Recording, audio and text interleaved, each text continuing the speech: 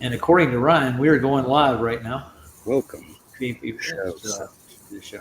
We're going to review a little clip about moon maps. My bong as we speak. Yes, he is. And we'll look at this here moon map just for the heck of it. This is Taboo Conspiracy. A shout out to his ass. I mean, his. And I'm going to hit play. I wanted to share a video with everyone that I found fascinating. That was made by one of my oldest Flat Earth friends, who was there with me when I started my Flat Earth investigation. Here is my friend's channel, who goes by the name better known as Wrongthink. I'll have a link in the description. I definitely recommend you subscribe to his channel. Now, I have been a subscriber of another channel called Vibes of Cosmos for a couple of years now, I think, and I always found his primary premise worth considering, but I have not agreed with it. I'd say I've seen everything of his, but I think he was the first one who made this claim. You can correct me if I'm wrong about that. I'll have a link to the Vibes of Cosmos channel in the description as well. I'm not sure he was the first one. In short, the claim is that the moon's topography is somehow representative of the Earth's topography. Logical observations. In other words, the moon is somehow a real map of our world. So, dude, true troll. Although I found the argument by Vibes of Cosmos thought-provoking, I have not agreed with it. But I always try to maintain an open but critical and objective mind. Flat Earth has certainly taught me to not judge ideas too quickly. Truth can come from anywhere, and the smallest channels. That said, my friend's video that you're about to watch makes the moon map claim a bit more plausible in my mind. I had never thought about the underwater topography aspect. I share it with my Flat Earth family, not because I want you to believe it, but so that you can likewise ponder it, reasonably debate it, and share your own thoughts and conclusions. My very intelligent friend has spent thousands of hours studying this topic, and is 100% convinced that this is the smoking gun proof for the Flat Earth, and will be sharing more videos on the topic. Anyways, I hope you enjoy it as much as I did. Welcome to Cylonetical Physics Volume 1, an exercise in visual pattern recognition. Empiricism, a method of inquiry by which a postulation can be verified or disproved by direct evidence, measurement, or experiment. Now I got a question. What kind of physics is this again? I have no clue. I know. He did say some kind of physics. I don't know what that means. Celocinetic physics is what he called it. Celicinetics. So we should look that word up eventually here. Well, I know what empirical means, but I don't know what empiricism means. That's an extension of, well, I don't know, maybe. Yeah, but this is celicinetics. Okay. So what is celicinetic physics? That's what it sounds like. It's pseudoscience to me. It does. It does. Sounds very pseudo to me. Yeah. Well, let's hear what else he's got to say about this. Core axioms. All maps are scale models of reality. Latitude and longitude are points on an Earth map projection that help you find a specific location. The scale of a map is the ratio used to correct the distance on the map projection to the corresponding distance on the ground.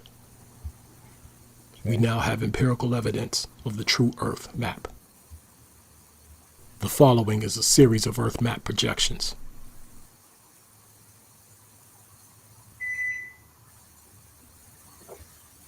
I gotta get that. As a general rule, the horizontal red lines are latitude and the vertical red lines are longitude. As these lines intersect, they create bounded areas. The bounded areas of each projection cover the same area of Earth as the corresponding bounded areas on the other projections. The shapes of the bounded areas influence the shape of the continents contained therein. Despite the subtle differences, these are the same land masses. Here are several different projections of Africa. Notice the shape of the continent and the angles on the coastline changes. Yeah, when you This is scrunch it up because into a of the reflection coordinate off system. the dome, then you end up with the same thing. When the bounded area is largely composed of wide rectangles, Africa becomes squat and wide. When the bounded area is largely composed of tall, thin rectangles, Africa becomes tall and thin.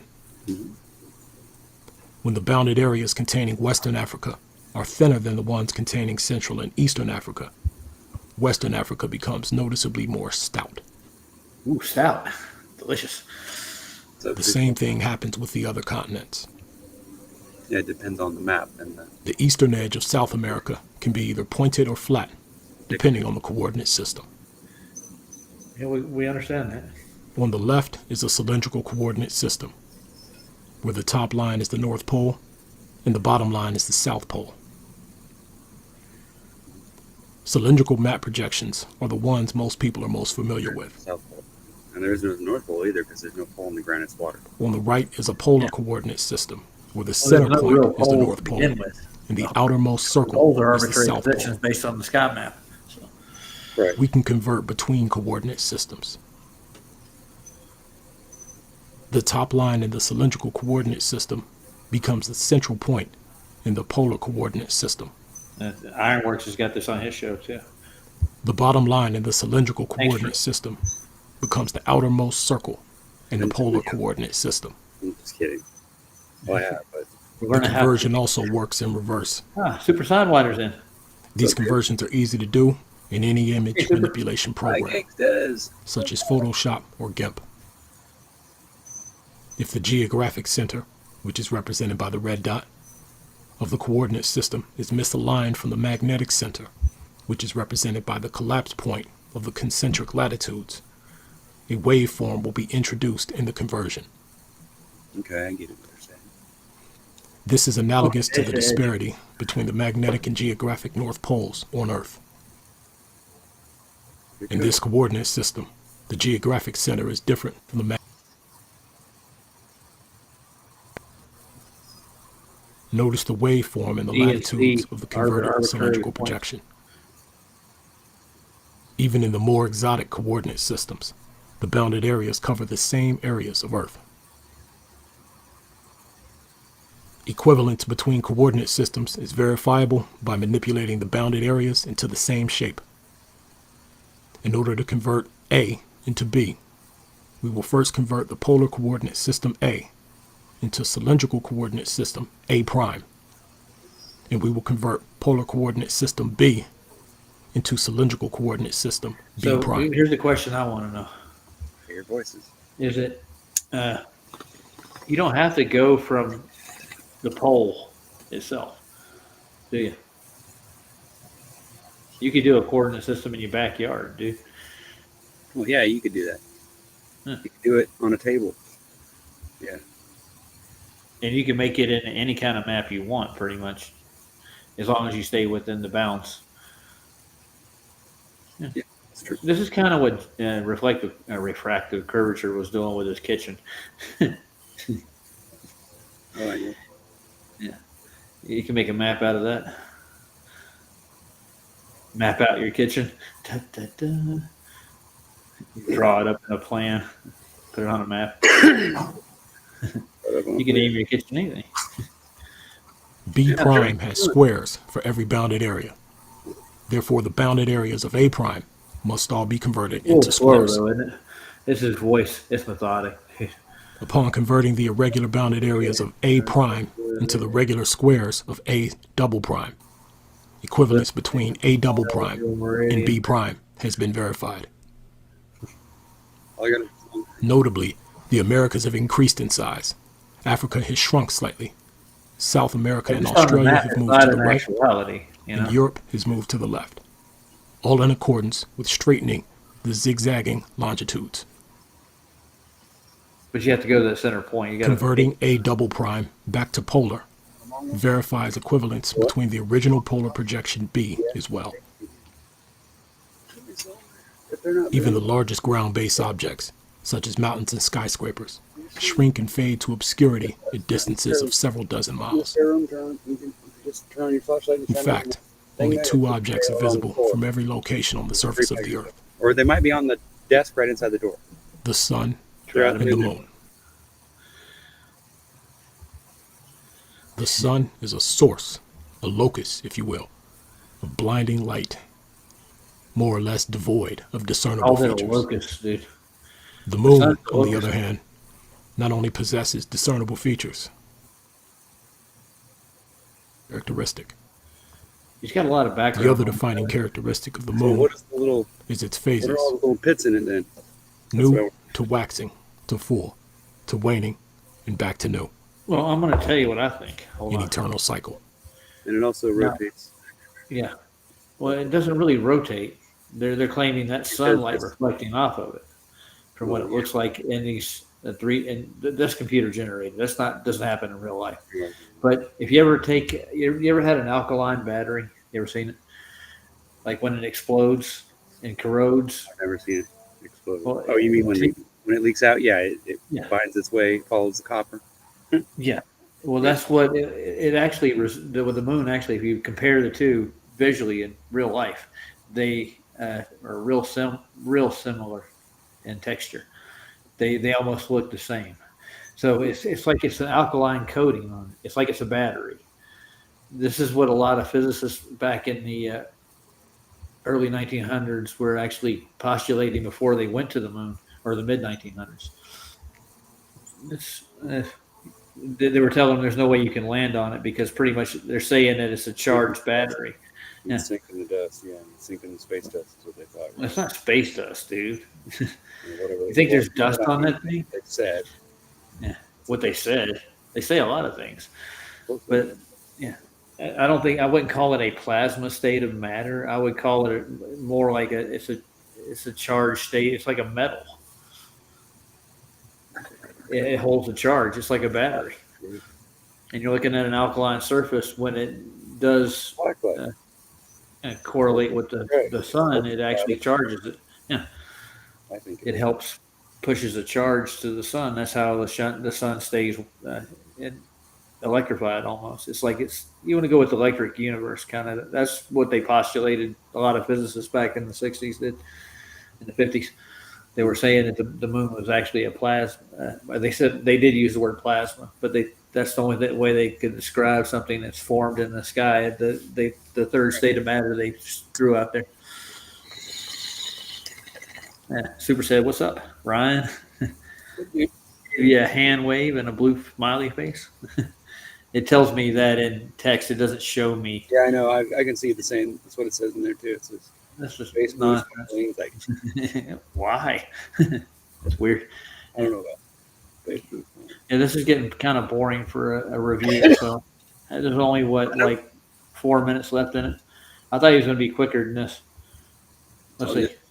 This introductory episode will focus exclusively on the first quarter moon phase, better known as the waxing half moon. You see, the one on the left, it looks more like what you I see. must stress, this is not an arbitrary half find an observable reality by the shadow terminator line. I don't think it's a shadow. Take note of the discernible features of the waxing half moon. An interesting thing happens if you mirror the moon and focus on the waxing half. This is where he contrives Let's apply the an map. unsharp mask filter to make the darks slightly darker and the lights slightly lighter. Finally, we'll apply a coordinate system. So he's taking. Let's revisit the off-center polar to cylindrical conversion to convert our polar moon image into a cylindrical one. Why can't you use it on center though? That's my question. Apply continental boundaries. No. Apply coordinate system. Color the land green and the water blue. And wow, voila, the Earth. Let's That's kind of deconstruct red this stuff. and examine it in more detail. Okay. Let's begin I'm not saying with an it's not unmanipulated moon image. Yeah, That's what I kind of think it is anyway, but that's just my opinion. I don't. you Let's see a ensure center the plane on it accuracy already. of the continental outlines. You know as much as I do about the moon. Nothing. Let's Well, I've address looked the at it anomalies which are a present couple of in the times. moon image, but left out of the outline. It's Every hard to one get of these anomalies are into focus, present but in it's relief not maps of the possible. Earth. which show the elevated lands underwater. Let's look at East Asia. China, Korea, Japan, Yellow Sea area. Separating the light from the dark reveals the shape of the land underneath. And Japan and Korea become instantly recognizable and at the appropriate latitude and longitude. I don't get that offset. South of Japan are several long arms of land clearly visible on the moon and on relief maps. South and east of this area, between Australia and the Americas, is the largest anomaly on the map. So it's like a distorted Relief reflection maps on the show us clear. this is Eastern Oceania. That is Micronesia, Melanesia, and Polynesia. Over 10,000 islands scattered across tens of millions of square miles of ocean. Thank God. East of South America, off the southern coast of He Brazil, drags it out though. The way is he's the talking, Rio Grande I could have Plateau, already summed this up. or the Yeah, I Rio know. I Grande could've said- Rise, I could have clearly had all visible that on done, relief in 2 maps. minutes. Yeah. 120 to 270 miles west of the coast of India's southwestern Malabar coast lie the Lakshadweep Islands, clearly visible on relief maps. 450 miles south of this, along the are the Maldives. East of this is the I can see 90 why East that Ridge, Vlad's which, fascinated with it. He's on the same unsurprisingly, wavelength too. rides the 90 East longitude. Yeah. Yeah. Watch his shows. It streams. Off the western coast Really of northern methodical. Namibia in Africa lies the Walvis You told me Ridge. to watch Roger. I'd never have time to do anything myself. I don't know. Between Well, South we get Africa kids. and I Madagascar don't know if he does or is the not. Mozambique Ridge. It's another story. Hey, you guys, I've been In too busy. conclusion, not only are all continents visible on the moon and consistent with stated latitude and longitude, all major ocean ridges on world relief maps are present and consistent as well. Only 2 objects are visible from every location on the surface of the Earth, and the only one with discernible features bears every location on the surface of the Earth as those discernible features. I just want to say This something is- real quick. Do you think that if you could get the sun to decharge down, or it would actually have the same features the moon would have? Be hollow. Voila. Be hollow. The hollow moon. It is Should be hollow. hollow. Because see, It can- when you look at it like that, when they show you that, that's you don't understand is it's a field of energy that's pointing into a center point of light. That's all. Yeah, it but is. what It's not I'm a- looking at the physics of it, though, not just like what you see, the light, the illumination. Like there has to be a physical object. If you want to, There doesn't. yeah, well, The sun doesn't Something- have to be a physical object. It could just be a point of light that's bouncing from below or wherever through the dome. Could be that too. Yeah. There's Well, different- I've looked at it long enough to tell that there has to be some sort of physicality. If you ever done sun gazing yet? I agree with you. Yeah. I would agree with you. There has to be some kind of like energy or some kind of thing that's emitting the light for the sun. But like I said, I believe that the sun is actually underneath your feet and it's emitting through the hole in the center of the earth, and it comes out, it bounces off the dome, and it focuses itself where it does. It just happens to do it that way. But that would even require a physical object to actually project it, though. Well, maybe so, but it has to be below us. That would make more sense. And that's why you end up with those 2 triangles and you turn them upside down. You get one that shows, above, so above, as above, so below. It's kind of like that. You know what I mean? I'm not pushing that. I'm just saying that's kind of what that's why they talk about it like that. That's why they call it as above, so below. It's because it is. It's like, you know what I'm saying? Yeah, I do, but I've looked at the moon itself. That and doesn't the sun. mean there's a hollow place that you can fly into. I don't think you could survive that. I think if you fell into the hole in the earth, it'd probably dissolve you. I don't know what it would do, but maybe that's what the lake of fire is. I don't know. Let's but- go look for it. Let's go look for it. I'm ready. Yeah. But I don't think they'll let us go anywhere near it, but I mean, we could try. It would be cool to You fly roboted out, in sir. a boat and find a big hole in the ocean, like swirl. Yeah, that would freak me the fuck out, I'll tell you what. But it makes more sense Hold to on, me. I got to do something right quick. Cruise Troll says, do not. No, not from what I have seen on lower domes observations of the sun. You don't think it's a reflection? You think the sun is actually a solid? I don't think it is. I think it's a point of light. I think it was focused in from either outside the dome or from underneath, and then bounces off the dome. And I think that the moon is literally just the reflected back light from the sun down off the earth and then back on the dome again. That's the reason why when you look at it, it gives you, you see two of them. You see one, and then you see one because it's a reflection. You need to look through a monocle in order to see it without that problem. See what I'm saying? That's why you look through a telescope, and that's why, because then you don't see that augmentation of it. Otherwise, you'd see a double vision just like when you look at it with your eyes. But you know what I'm saying? Think about it. What are you saying? I think you know what I'm saying. You know what I'm saying? Saying? I'm just saying. I don't think the sun is a solid object. No, I think it's just a light. It's a focus. It's a focus of energy, whether it be from God or heaven or wherever the hell it comes from. It's focused in from outside or from inside. But you know what I'm saying? It's created by some kind of a reaction between the dome and the ground, I guess. I don't know. Who knows? Well, the best thing to do is actually go to investigate this stuff for yourself. And this should be up to everybody on their own. I mean, for all I know, that I can't get to the North Pole, right? Because it would suck me into somewhere else or something. I don't know. How do you know? You got to get there first, sir. I don't know, but that's why I'm saying I would be afraid to even try just for that reason. I wouldn't be afraid. But there are reports from earlier expeditions at the North Pole that they found the Mount Meru with a magnetic core that sucked the nails out of their ship and they caused them to wreck. What the fuck's going on here? You never heard that one before? I'm pretty sure you have. Let's play the rest of this out. She knows. It's not a coincidence. The next episode will cover the magnetodielectric field as an electric circuit and deal with how and why a plasma projection of a geographic terrain through a magnetic field will bear distortions due to the presence of that magnetic field. Like that shit.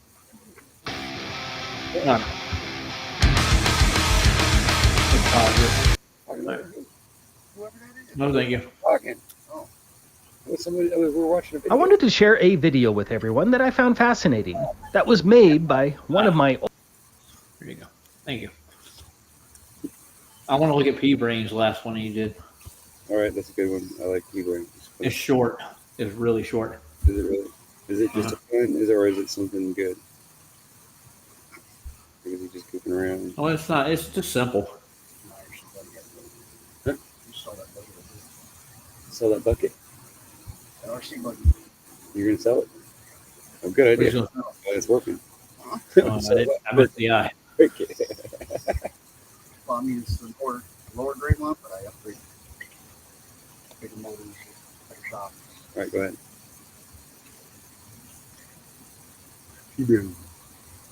P-Brain. Minute 40, dude. Equilibrium, people, ain't? Equilibrium, P-Boy. KV motor. All right. Hush. Be quiet. Can't fucking. Equilibrium, people, ain't? Everything's in equilibrium.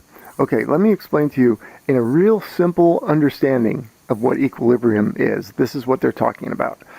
That at a certain speed, when you start to rotate this ball Earth, the ground starts to bulge at the equator. And now, whatever speed you're doing, if you maintain that speed, the ground has bulged out on the equator, and the poles kind of fall in, and all the ground behind it now fills in toward the equator. And when it packs in, that's called equilibrium. So you can maintain that speed. The ground is no longer going to shift. Now, if you increase the speed a little more till where the ground at the equator starts to pull out again, pull up and away from center, then the ground is going to, at the poles, is going to fall inward again toward the center, and everything's going to shift toward the equator, filling in and packing in. This is all it is. When you maintain that speed, the ground stays packed. But what the problem is, what they've forgotten, and I said this in one of my last videos, that we, on the surface, we are not in equilibrium. We are not moved and packed in against each other so that we're no longer moving. You understand? But we would have to be packed in like this, all around the equator, For us to be in equilibrium, anybody on the surface, anything on the surface would have to be packed in as well. I mean, this is completely busted because of us on the surface. He's after Newton. We're not in equilibrium. Went after him for a while. Anyway, this is so stupid. Equilibrium is the surface of the earth. I mean, well, yeah, exactly. Yeah, you'd have to be at that, wouldn't you? Well, or you would think, yeah. Uh-huh. Or something would That's be what. wrong. Yeah, the laws of motions dictate that. In order for you to be stationary, still stationary. Hello, dude. Who's here? Twilight Nights. It's a person in the chat. I know who Twilight Nights is. Okay. He's from Dave's channel. He's always there first. Yeah. And he wonders how he gets there first. Or she. I don't know if it's he or she. Well, let's not start that gender thing. Oh, and I'm not doing a gender thing, dude. By most people's screen names, you could be any gender, you know. I hope I don't have to argue with somebody about that ever again.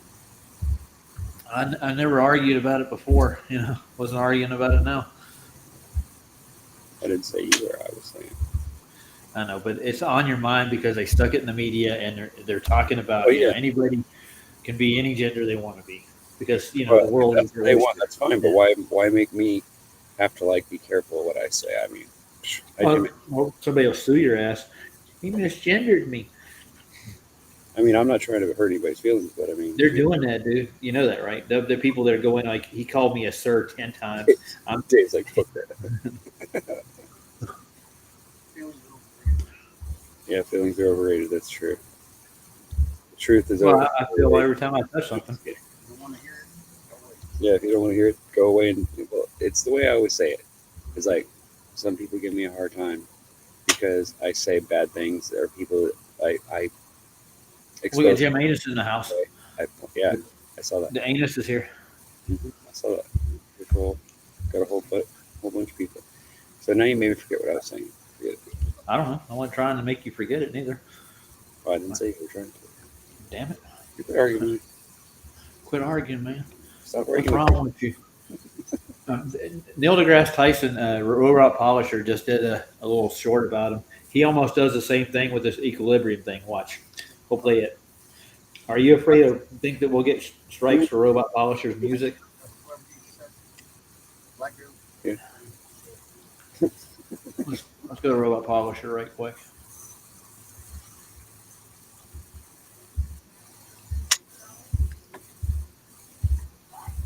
I mean, you're getting the malls and knocking on you.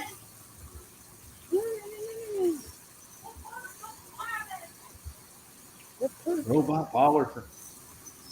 Quit yelling at your mama. Who's mama? As soon as her mom gives me permission, I'm gonna go and slap shit out of her. Okay. Yeah, this is the one I was looking at earlier. Let's see if we do this without getting this price. You ready, Brian? Oh, yeah, right. You like the polisher? Not everybody can be a Klaus Schwab polisher. Sure, they can. You try. Now, Earth. Let's take it back. Something I've been. All right. Something I've been wrong about. Oh boy, I can't wait. Neil deGrasse Tyson's been about basically the same equilibrium principle. You'll see what he goes through it too. This is he was covering it, and all of a sudden, this doofball starts covering it. There's Something I've been wrong about for decades. No. He's an actor, right, or a comedian? This is Earth as we've been taught to think of it from childhood. Right. Right. Now, Earth bulges. We are about 5 miles wider Right in across the equator than we are pole to pole. Okay. Not only that, a slight detail, we are wider just below the equator than at the equator. We're not a perfect sphere. It's a spheroid. It's an oblate spheroid. Okay. And we're slightly wider below the equator, so we're a pear-shaped oblate spheroid. Okay. We need to see our oblate spheroid. Right, Ryan? It's like, I swear there's like something wrong with him. Like, you know, they took the top of his head off by accident and they didn't put it all back inside when they put the cap back on. Because the way he talks, he just sounds like, I mean, Yeah, because somebody told me when I saw him on TV the first time that he was some scientist and all this. I mean, And that looks pretty oblate to me, Ryan. doesn't it? I don't know. It's not quite a perfect sphere you have. Look, Yeah. I turn it sideways. It looks slightly oblate, doesn't it? Only it's rotated on a different axis. You got an axis on your head. You keep it up, motherfucker. You can embarrass me on my own live stream. I'll kick your ass. You better shut your mouth. He'll come over there and feed you that microphone. Hey, now. That's what you want to say, replay. All right, I'm gonna go back to Neil. Take you up on that. Gotcha. Okay. All right. Pear-shaped. I calculated this. You Okay. calculated. Okay. We can measure it and we know. All right. You measured So it. I No. spent my whole life saying If it's trying to fling you off the earth, okay, but the force of gravity is resisting back, by what force is it trying to fling you off? That upward centrifugal force subtracts Rising. from the gravitational force that the earth is trying to put on you. It subtracts. Okay. So Chuck, what do you weigh here and now? 192. I'll give you the 190 pounds, okay? Okay. So if you do the math, you run to Ecuador, you will not be 190 pounds. You'll be like 185 pounds. what? That's how significant it is. There are pounds less that you weigh for living on the equator than for living anywhere else, simply because the spinning Earth is trying to fling you off. Nice. Yes. Yes, it's significant. that's wrong. Uh-oh. Here's the deal. It turns out everywhere on the geode, you weigh exactly the same. What? It turns out everywhere. that while you are closer to the center of the Earth, there's less mass pulling on you. These two, principles. I'll punch you in the nose. Yes, they exactly cancel. The fact that you have the whole Earth pulling on you, yet we're spinning, Right. okay? So you have all the mass of the Earth, but the spinning, so that makes you weigh more, but then you're spinning, that makes you weigh a little less, plus the Earth is a little wider, so that makes you weigh a little less, okay? All of that, Guess what? Put it together. it comes out in the wash compared to your weight on the pole. pole. Wow. This was not moving sideways at all. There's no sideways velocity. It's Santa Claus on the North Pole. So if you weigh Santa Claus on the North Pole, that is his authentic. He's totally like on Well, drugs. whoever Pablo is, he just said that the it's not in sync. You're messing with him, Ryan. He's hearing you, and he thinks that it's actually Neil deGrasse Tyson talking. I think he is too. Do what? Pablo, he said, "Please link it." Oh, he said, "Link it." Never mind. I see it. I'll get it for you, dude. Hold on. Give me a second. Yeah. Hi, Pablo. And somebody was saying, "Hi, Sorry, Pablo. my bad. Hey, Pablo. You okay? Yeah, Pablo. Have you slept good lately, sir?" I sleep good every night, dude. I Okay, sleep me like a baby. Let me get the link for that for him. Look at both of their eyes, though. They both look like they're not really looking at you. They're looking. It's like what I'm doing right now. I'm not looking at the camera because if I do it at the camera, it looks kind of stupid to me. I like to look like I'm looking at whatever I have on the screen because that's what I'm doing, right? Yeah, I If got I you. look straight at the camera, then it looks like I'm talking to you, and then I feel like it's just weird, it's creepy. I don't It know is. why. It just is. It's like, ooh. That's what happens when you do. Shut up. I know I'm a freaky dude. That's the whole thing. Shut up, you said. I don't know that yet. We got to share slowly. Pretty sure we I have thought you said lip sync. I didn't able to read it fast. I'm sure that's what attracts them to the show. Yeah, What the freak you are. we're all in our own part of denial. There's the link for you, dude. You should subscribe to Robot Polisher. He's got some good stuff. Yeah, you can go like over on their side because he keeps changing his story. He's dumb. Yeah. He's an actor, obviously. Everybody knows that. Yeah. It's like, You don't just use say- that. I don't think either one of us want to use him as evidence yet. Probably not. No. But he's good to poke fun at. He embarrasses both sides of the field. Yeah, it's like he's neutral. I guess you could say he's neutral, as in he pisses everybody off because he can't keep his story straight. So Well, the thing is that Nathan likes him because he pushes the old school rhetoric that goes with the globe, and he sticks to the actual what he's taught in an astrophysicist, as an astrophysicist. But it doesn't match up with observed reality, and that's why you got all these people trying to fill in the gaps because they don't know why things happen, and then their model just kind of crumbles real quick. You know. And they get their butt hurt or their feelings hurt. You know, because somebody in their family or somebody in one of their friends, you know, showed them the truth and they didn't want to hear it. You know. So now all of a sudden, you know, that you're the bad guy. Just saying. Oh, so looks like Pablo might be a troll. Oh, is he? See, Lightning kicked him. Oh, good for you, buddy. You kicking him? Oh, sweet. Well, he blocked all his messages so far, so I don't know if he's kicked. Let's see. I can see him in here in our room, but you can have friends that are flirts or glurfs. You know, there's nothing wrong with having friends on both sides of the fence, bro. I'm not mad at them. I just know they can't see the forest for the trees. You might say. You know, any other analogy you want to throw in there that they haven't really dug into the evidence. You do something nice. Sorry, Pablo, accidentally. Hi, you. What's wrong, Sea Lightning? What's up?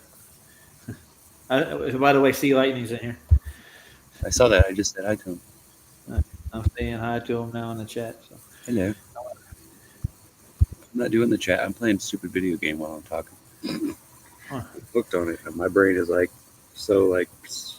I love the dedication you got. Barbara's in. Barbara. Quite well. I mean, I'm here. Right? The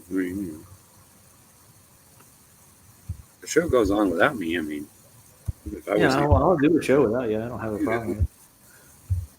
This might actually be better because you'll get through the videos faster this way. Hi, Barbara. How are you, sweetheart? Well, she's Jehovah's daughter. She's doing good. Yeah, she should be. Well, should be. All right. Well, let's go back to the video.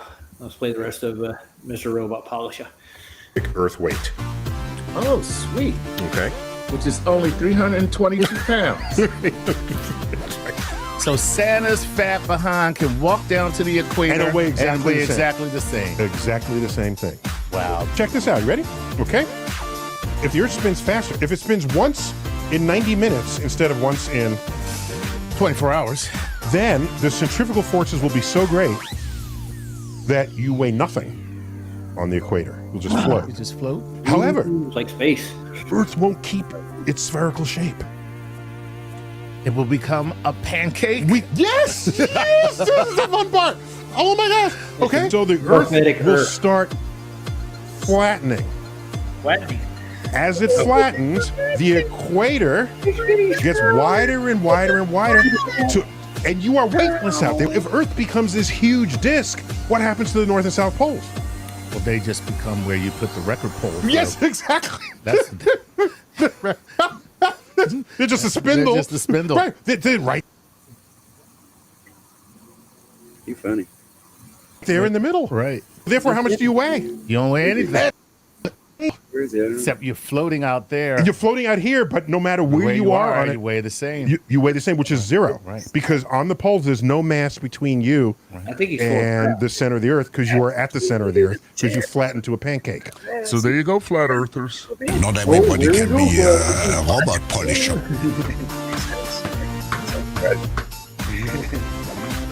That's all that ball is worth. These guys try to map yourself. That's so cool. Really cool.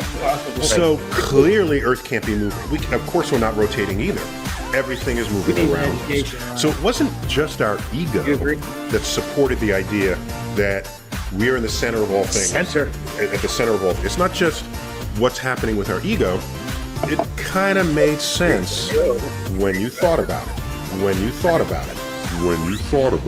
Yeah, Think about we were it. going about it before, though. Think about it, okay?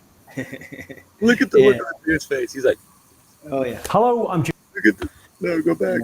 The look on his face. He's like, he has this like dough in the headlights, dude. I swear, look, go back. I gotta get out of the big screen. Oh yeah. I gotta go back. I don't have a back button on this thing. That's the problem. Boy. Do you see a back button up here? I don't know. Well, no, the only back button I see, if you hit it, well, if you're on your phone, it'll take you out.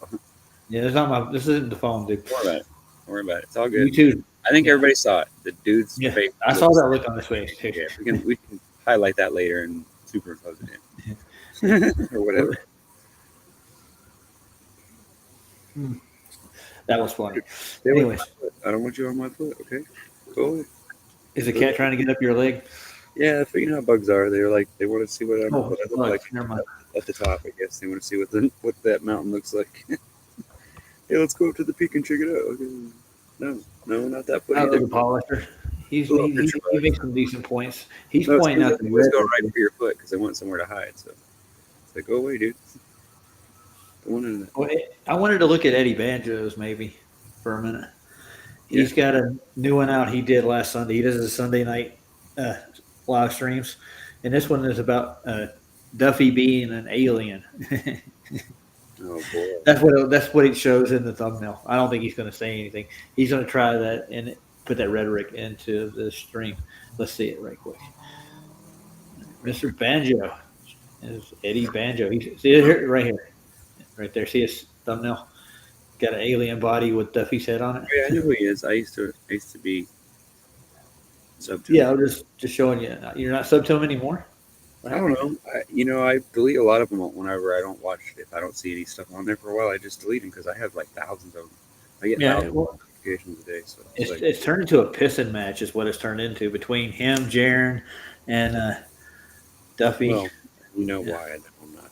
Yeah, it's all the hustle on that thing. It is weird. I'm not into the hustle. I'm into the truth. I don't care about all that shit. No, the truth is stranger than fiction sometimes, dude. Well, yeah, but I mean, there's no use for it, really, except for in little child's minds, right? Well, Eddie does have a lot of good. I save him as a sub because he has a lot of good content. Whenever I have people ask questions, they can break down a subject. Oh yeah, I'm not saying anything bad about him. I'm just saying I'm not in it for I don't know what. I think it was something that I seen that he said or something like that. It could have been anything. Mm-hmm.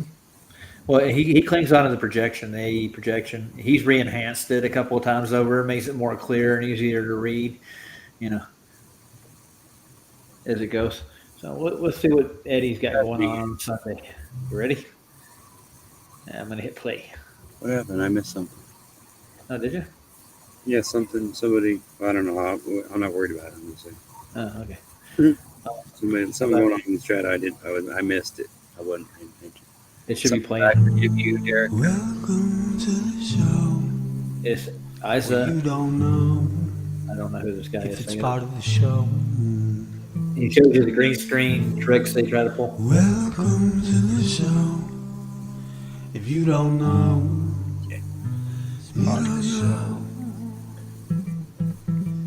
Didn't they teach you to reach for the stars while opening up the bars and keeping you chained down with mortgage bills and cars? Vaccines for your arms, kids sounding like supercharged, caffeinated hate-filled scars and rage-quit repertoires. No answers for yards, caught up in emotion that's not even yours. Imposter truths like impeccable retards, lined up for a serving of gish galloping wars. No remedy can't save the lost in love with the yarn. I'm tired of walking into refracted shards, poor science displayed by disgusting bards. Soaked in sin with your dupe is delight in a new hand of cards. Been so long, seems like for love I'm just too hard, that's it.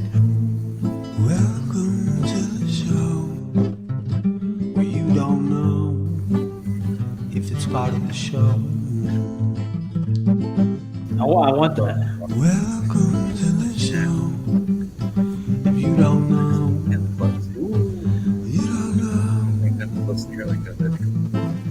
Intoxicated 8 makes you believe you're spinning in space while you have no shame or grace. It's a disdainful state I used to contemplate how to save myself from my own self-hate. Wonder why I was even made with a dreadful fate, forced to try and awake with a full plate, no one to help me stay awake or educate. I've had to liberate and fight through hidden gates, but my brother, heaven could never be late, and rockets don't work in space. It's all fake, the show is on Mars. Long Fepe's beak is strong. We have our song and we march along like streams of knowledge leading to God's holy pond, and lives of truth that hits the bong and sings the song, turns mankind from the wrong. We come in peace with a holy gown and all of us wearing our holy crowns. Said the earth is flat and we probably just won't get along. Just to go along, I said, welcome to the show, where you don't know if it's part of the show. Welcome to the show. If you don't know, you don't know.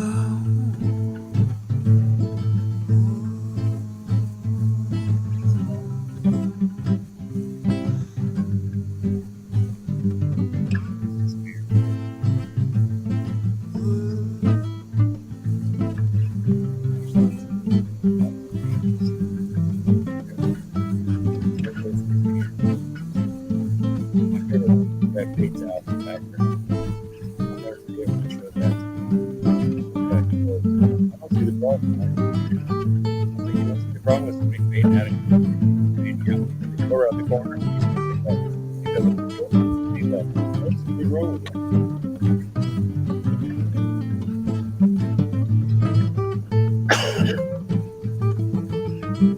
Shit. All of this face, you'd be like, I don't see any shit. You know, the way it looks. Three suns are reported in Japanese news. I have never heard this 中 one. 国四川省で空に太陽が3つ並ぶ奇妙な現象を観測。 Check that out, dude. 哎呀，今天，哎呦我的天呐，嘞，简直是个啥子阵喽！只有2个吧，3个哦，还有一个哪里？哦，团长还有嘛？ You don't think that somebody might be doing that for content, dude? What do you think? What are they saying? Delaying? I don't know what the fuck delaying means. I don't know what it means. What I'm trying to think is, wouldn't you think if you were looking for a good news story and all this stuff was going around, that if you could produce something that looked like this in the media, you would do it? If I could. Yeah. Like, There's ways. It doesn't even look real. I know. That's what I'm saying. At all. It looks like a movie. It looks like somebody reflecting something really, really bright in front of a plastic mirror and then superimposing that over that somehow. Yeah. That's what it looks like. And then I bet you if the camera moves a little bit, you'll probably see that there's no parallax because they never seem to get that right. So you can always see that too. Usually. Yeah. And we never really see it in reality to start with. I never see parallax. Right. No, of course not. Not in reality. But in Hollywood, yeah. On television, yeah. For some reason. Let's see if they move the camera. Because they put it on TV, right? Oh, yeah. It's got to be real. I mean, you know. They're moving the camera. It looked like it was just a direct light. You know? Like it's coming from those people.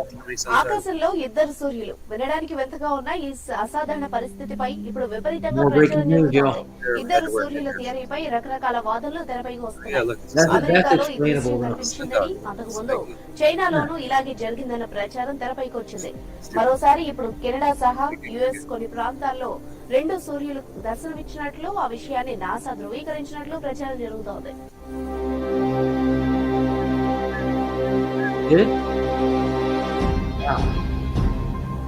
We'll see the artificial moon.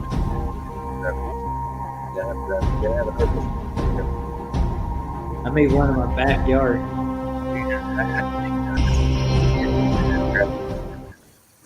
Makes no fucking sense. Okay, what'd you say again? Nothing. We couldn't hear all that. All I heard at the end of it, that makes no fucking sense. Yeah, exactly. That's all you really need to hear, really. Okay. All right. That makes sense. The sun is in the east, even though the day's done. 2 suns in the sunset. 2 suns, the sunset. That's a reflection, dude. Could be the human race is run. Luke. That's Anakin. Yeah.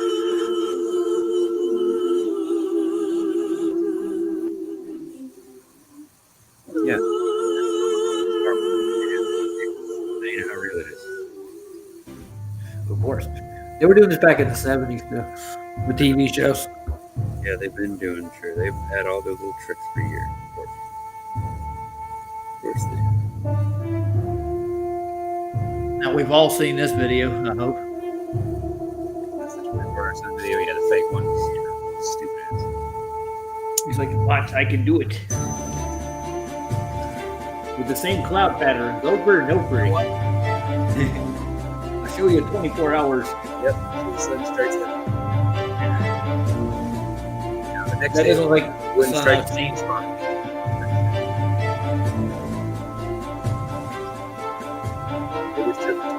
They took two parts of the month, 6 months apart.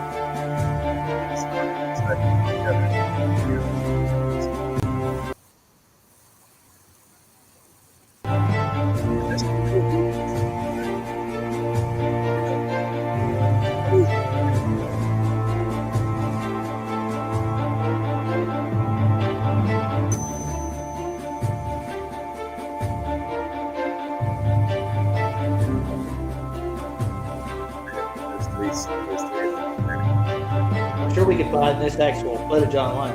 Now you see the sun rays there in that picture? That right there, see that? That would not come over the landscape like that at all. The mountains are obscure.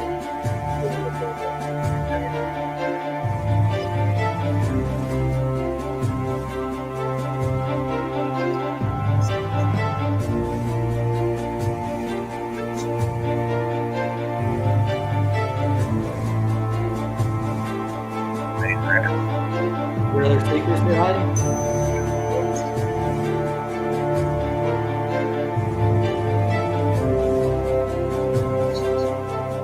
And coming in 2024, we are working on something massive, which we think will finally put this flat Earth idea to bed for good. Oh yeah. Forget. Forever. Forget. Hi guys. Forget. Hope you guys doing fine Okay. today. Yeah. We have a special guest, Keith Cameron Smith, here with us today. Hello, Keith. What's going on? Hey, Eddie, doing real good. A little tired. Had a long day at the Springs with the kids, but it's good to be with you. Thank you. It's a pleasure to have you here. I haven't spoken to any of the guys, Vika or the other psychosis, heliopsychosis crew. I hope they are all doing fine. You know, the time zones, I can't do any show earlier than this. You know, it's too early. The time zone in Europe, it's pretty bad for me. Bad for you? So, but have you been in touch with Vika and everybody else? Just through messaging a little bit. Yeah, for Vika time, it's probably 3 o'clock in the morning for him. I'm on the Yeah. East Coast of the U.S., so it's 9 p.m. here, so it's not bad for me.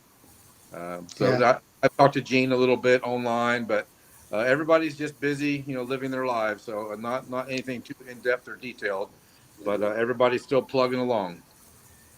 That's right. Keep it flat. So everyone here in the chat, welcome to the show. A lot of good people here. True Christian is in the house. Iron Horse is in the house. Dynamite is from Australia. And so no Donkey Records from Germany. You know, Jeff Hunt, Iron Flat Earth, Lightning, Mike Smith, Shout out to see lightning. Horizontally Opposed, Scottish Tart. Yeah. A lot of good people here. Keith, I still have people who that's the same thing. Flat Earthers are most of the time Globers. Huh? They still ask me questions about the Southern Cross, you know, and I have several videos explaining. Yes. But I told a specific guy that I was going to demonstrate how it works. So let me go ahead and share my stage. My screen, okay? And then as I share, if you have any input, you can give me your input. So we are all familiar with Professor Dave claims, not only Professor Dave, all the Globers, they claim that if someone is at the tip of South America, the tip of Africa and Australia, they all can see the Southern Cross at the same time. Okay? And I have explained a lot this, but I want to make it clear for those who haven't heard yet. So you see here that Professor Dave, he had this guy on the east coast of Australia, It's a big lie. He has this guy over Patagonia. Okay, it's the southern tip of South America, and this guy is okay. So I'm going to explain how this works. Anytime you have any questions, you please, you can interject. Okay. So here we have the whole planisphere, the whole star wheel, the star chart over the flat Earth, and we see the Southern Cross right here. This is the Southern Cross, and it works more or less like this. This is explaining the star rotation. Screen, you see here the crux, and this is how it works on the flat Earth. We all know all stars move from east to west. All stars. This is a U.S. Navy training video back from the 50s. It states right there all the stars move from right to left, no matter if you are in the North or South America. They all. This is the movement of the stars. Right. So on the globe, since they have two halves, you have this is a star chart according to the globe. You have the North Pole, Polaris right here. You have the Big Dipper, the Small Dipper here, Little Dipper, and this is the polar circle here, the Tropic of Cancer, and the equator. So this is the southern, the bottom of the ball. The bottom of the ball right here. You see the position where the crux is right here. It's located. All right. So they claim that everyone looking south can see the southern stars. Okay, this is south right here. Right. Now, right here, you can see that where the star is, the constellation is located, it's impossible for someone to gotta keep them separate at the Southern Cross. So this is on the globe model. Yeah. So let's play this animation. You see here how the cross rotates, just like the all stars move from east to west, and it goes on top of each continent at a time. And we have time zones. So if it's night here, it's daytime here. So this is how the Southern Cross works. When we are in Brazil, we look southeast, we see rising and set southwest. Okay, that's all right here. All right. Rising and now, you see here, I'm breaking down. Someone in Brazil can see the Southern Cross. This guy looking south cannot see. In order for him to see the Southern Cross, he would have to be looking like southwest. Yeah. Okay. This guy is impossible because if it's nighttime here, it's daytime here, of course. And as we rotate, this is how it looks like on the Mercator projection. It's nighttime here. So we see the Southern Cross right here. These guys don't see it. I gotta give it to Eddie, though. He does his homework. Okay, now we move. Now the Southern Cross is above Australia. These guys are still looking south. They cannot see because the Southern Cross is right here. I like it. It's cool. Now, this is how it looks like on the Mercator projection. It's nighttime in Australia, daytime in Africa, daytime in Brazil. They cannot see any Southern Cross. I'm just wondering why we're. And here is the moment where, if you are standing in the westernmost parts of Australia and the easternmost part of Brazil, looking at southwest and southeast, you might be able to see. But this only happens like a couple of days a year. Okay, so this is how it would look like on the Mercator, and this is this is an animation that I made a long time ago, 2 or 3 years ago. I don't remember. When that's. Now let's stop it for a second. So, do you think you understand what he's talking about? Do you think the audience has got this? Yeah. I don't know if the audience knows what I'm talking about, but I think Barbara knows. I've seen most of this stuff. Yeah. And let's see. Not like I agree or disagree or any of that. I mean, this is how they basically show it to you. Yeah, that's how you see it. That's where the Southern Cross is when it goes through its cycle. It's where in the Southern Hemisphere, or I don't want to say hemisphere. No, it's because of the way they distort the map. Otherwise, it would just go around above it. Yeah. So it goes east to west, and it goes in a pattern. Right. It goes in a circular pattern. The equator to the different. Yeah, I know. Right. Yeah. All right. Anything? You got any other ideas for videos you want to review or something? Anything in your head?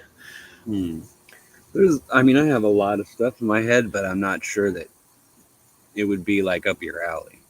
It'd be, like I said. I got an alley. Well, I mean, very own alley.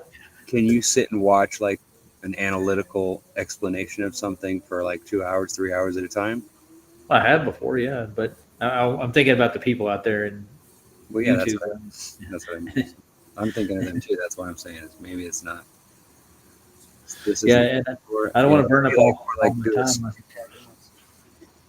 Did you? Oh yeah, I know. That's what I usually do: is go out there and pick up all my mess. Get my mess.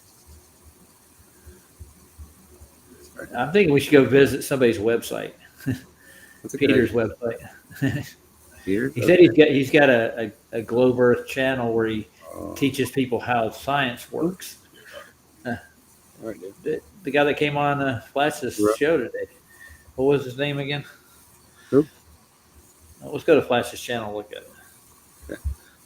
The guy Peter. What was his name? I don't know. Maybe Barbara remembers. The mentally challenged. Notice he used a thumbnail that almost looks like him too. What was his name? Peter. Peter what though? How? You should remember these things, sir. Why?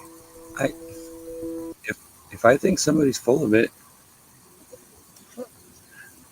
he's in there now. Full of it, bro. I just agreeing with scripture. They're just saying that the. There he is, right there. What does it say? Markley. No, let's bring it in. Markley. Yeah. So let's look him up. Yeah, Markley. What is it? Markley. Peter Markley.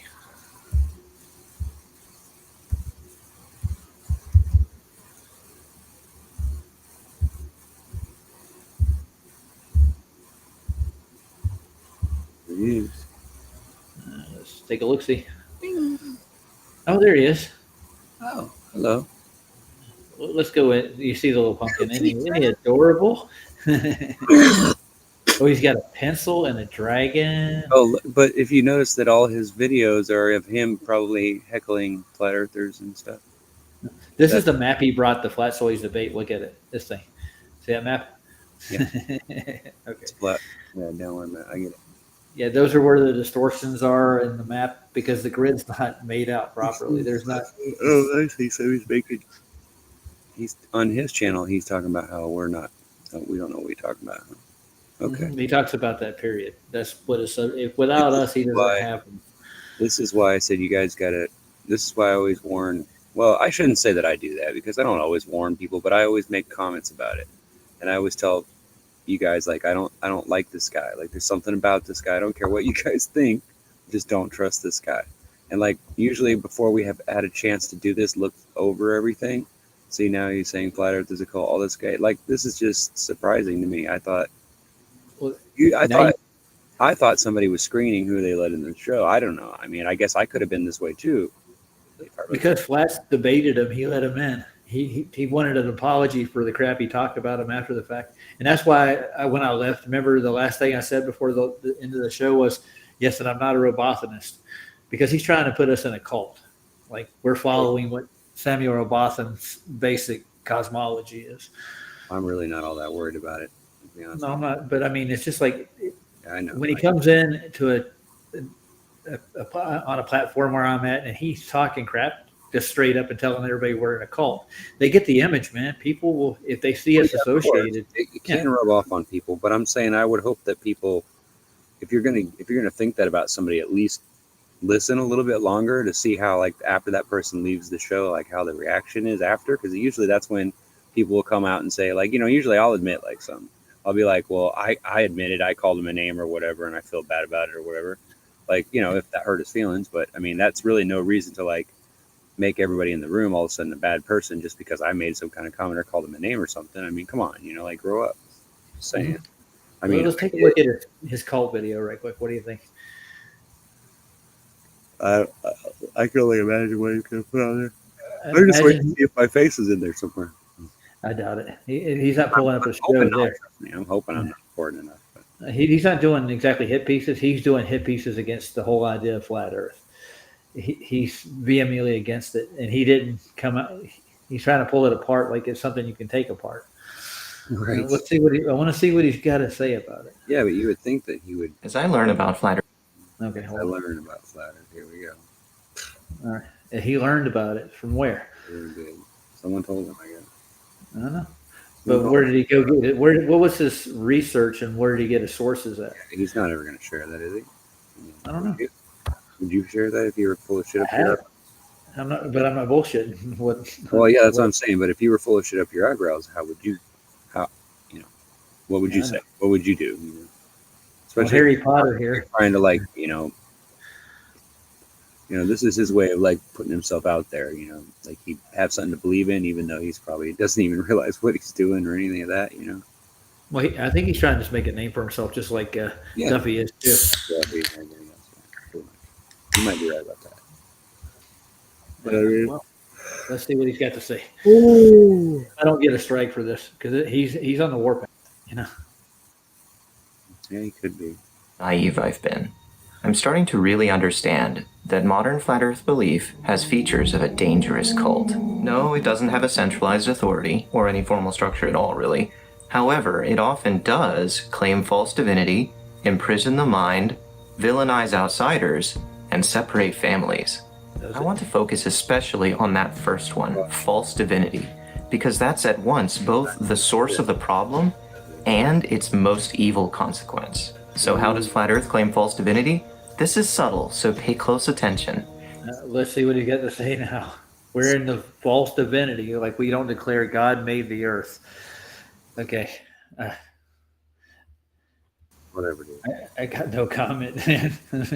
It starts with one big assumption that even Wikipedia makes. Hold on. What do you say? I said I would challenge everyone that believes that to go and watch the stuff that we talk about and what we say and what we pull from and see if there is empirical evidence, because I believe there is. So I mean, I wouldn't be here if I didn't see it myself. Exactly true. Exactly. That's when I was going to say that too, but I figured that was a given. Yeah. Right, no, I just joined the club with. I'm just some dummy that just. I'll just join the club because you guys look like a lot of fun. Huh? I guess what I thought, what I saw, like this feels like a lot of fun. A lot of sleep. God, I never got a lot of sleep to begin with. I don't know what you're talking about. Since I got married, had kids. That's the point. See, that's life. Right. Yeah. Ready? Yep. That ancient people held this belief. Could it be there's an ancient philosophy that's infiltrating? Here's how I explained this in a debate recently. Flat Earthers say their belief is the default, similar to ancient cultures, and that belief in a globe is the anomaly. This is a lie because of one simple question of cosmology. Where does the sun go at night? In general, ancient cultures believed it either went under the earth or outside the firmament to somewhere unknown. This means they assumed the whole world had one universal time of day or night. In the age of time zones, modern flat earthers try to resurrect flat Earth by saying that at night the sun gets too far away to see. As we'll soon see, this claim not only separates their model from ancient ones, but also violates basic observational science. It does. It traces back to a 19th century misfit named Samuel Robotham, and for that reason, I call it Robothomism. In fact, I did my best. That's all I remember. The last thing I said. This guy. I'm not a Robothamist. Now I remember who he is. Okay. Yeah. Memory refreshing. Okay. Yeah. I mean, excuse me. Don't get toxic on me, all right? Peter, please. Calm down. Well, I mean, I'm allowed to think whatever I want about him, ain't I? You have a problem with that, sir? You might. That's my right, isn't it? That's my prerogative. Damn it! Don't you try to take that from me. Yeah, I wouldn't try to take it from none of them. So I don't ever hear me saying, "No, you have to believe me, and you have to believe us, or you're a dumbass." No, I don't do that. I just say, "Well, whatever. If you don't want to believe it, then go over there and suck your thumb. I guess have fun with that." He's going to, and when he's trying to say that we can't do time zones on a flat Earth, yeah, that's really funny. Yeah, because you can't divide a fucking flat round. Yeah, whatever. Like, okay. The sun goes way too far. We can't see it no more. You can't draw. You can't string on center of pole and then draw thing and then the thing circle like you do in that thingy that spiral. It would. Wouldn't it light up the whole Earth? Dumbass. You know what? When I heard somebody say, I don't remember what show I was on today, or somebody said, and somebody was, I was on TikTok, I think, but I'm sitting in there listening, and all of a sudden, and Dave Weiss comes in, right? He comes in today, and I was on TikTok with some of my buddies that I hang out with on TikTok. Anyway, so Dave was in the chat, and I was like, Dave, is that you? Are you the Dave that I just saw yesterday? And he didn't say nothing at first, but anyway. He got it. Yeah. But we were talking about that. So anyway. Yeah. I'm looking in the chat right quick to see if anybody said. Oh, she wants me to play something she just linked. What did she link? 16 maybe. He looks like Harry Potter too. Yeah, I know. She Barb put a video in. Do you see it in the chat? Oh, here it is. Let's grab hers right quick. Okay, yeah, let's see that. I didn't see that. It passed me by. When Sorry, Barb. When are you and Vicky doing that thing? Later this week? I think they're doing it on the weekend, like Friday or something. That's fine. I was just making sure. I want to check it out this time. I missed it last time. I went to bed early or whatever.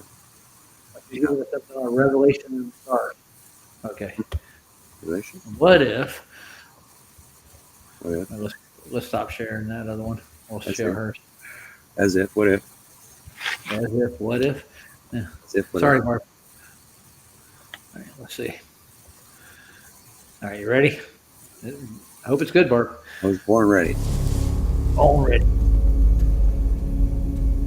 What if, 2,000 years ago, someone predicted the position of every visible planet in the stars on October 9th, 2024? Whoa. The odds are astronomical. And yet, the book of Revelation appears to describe the future sky without telescopes, mathematics, or computers.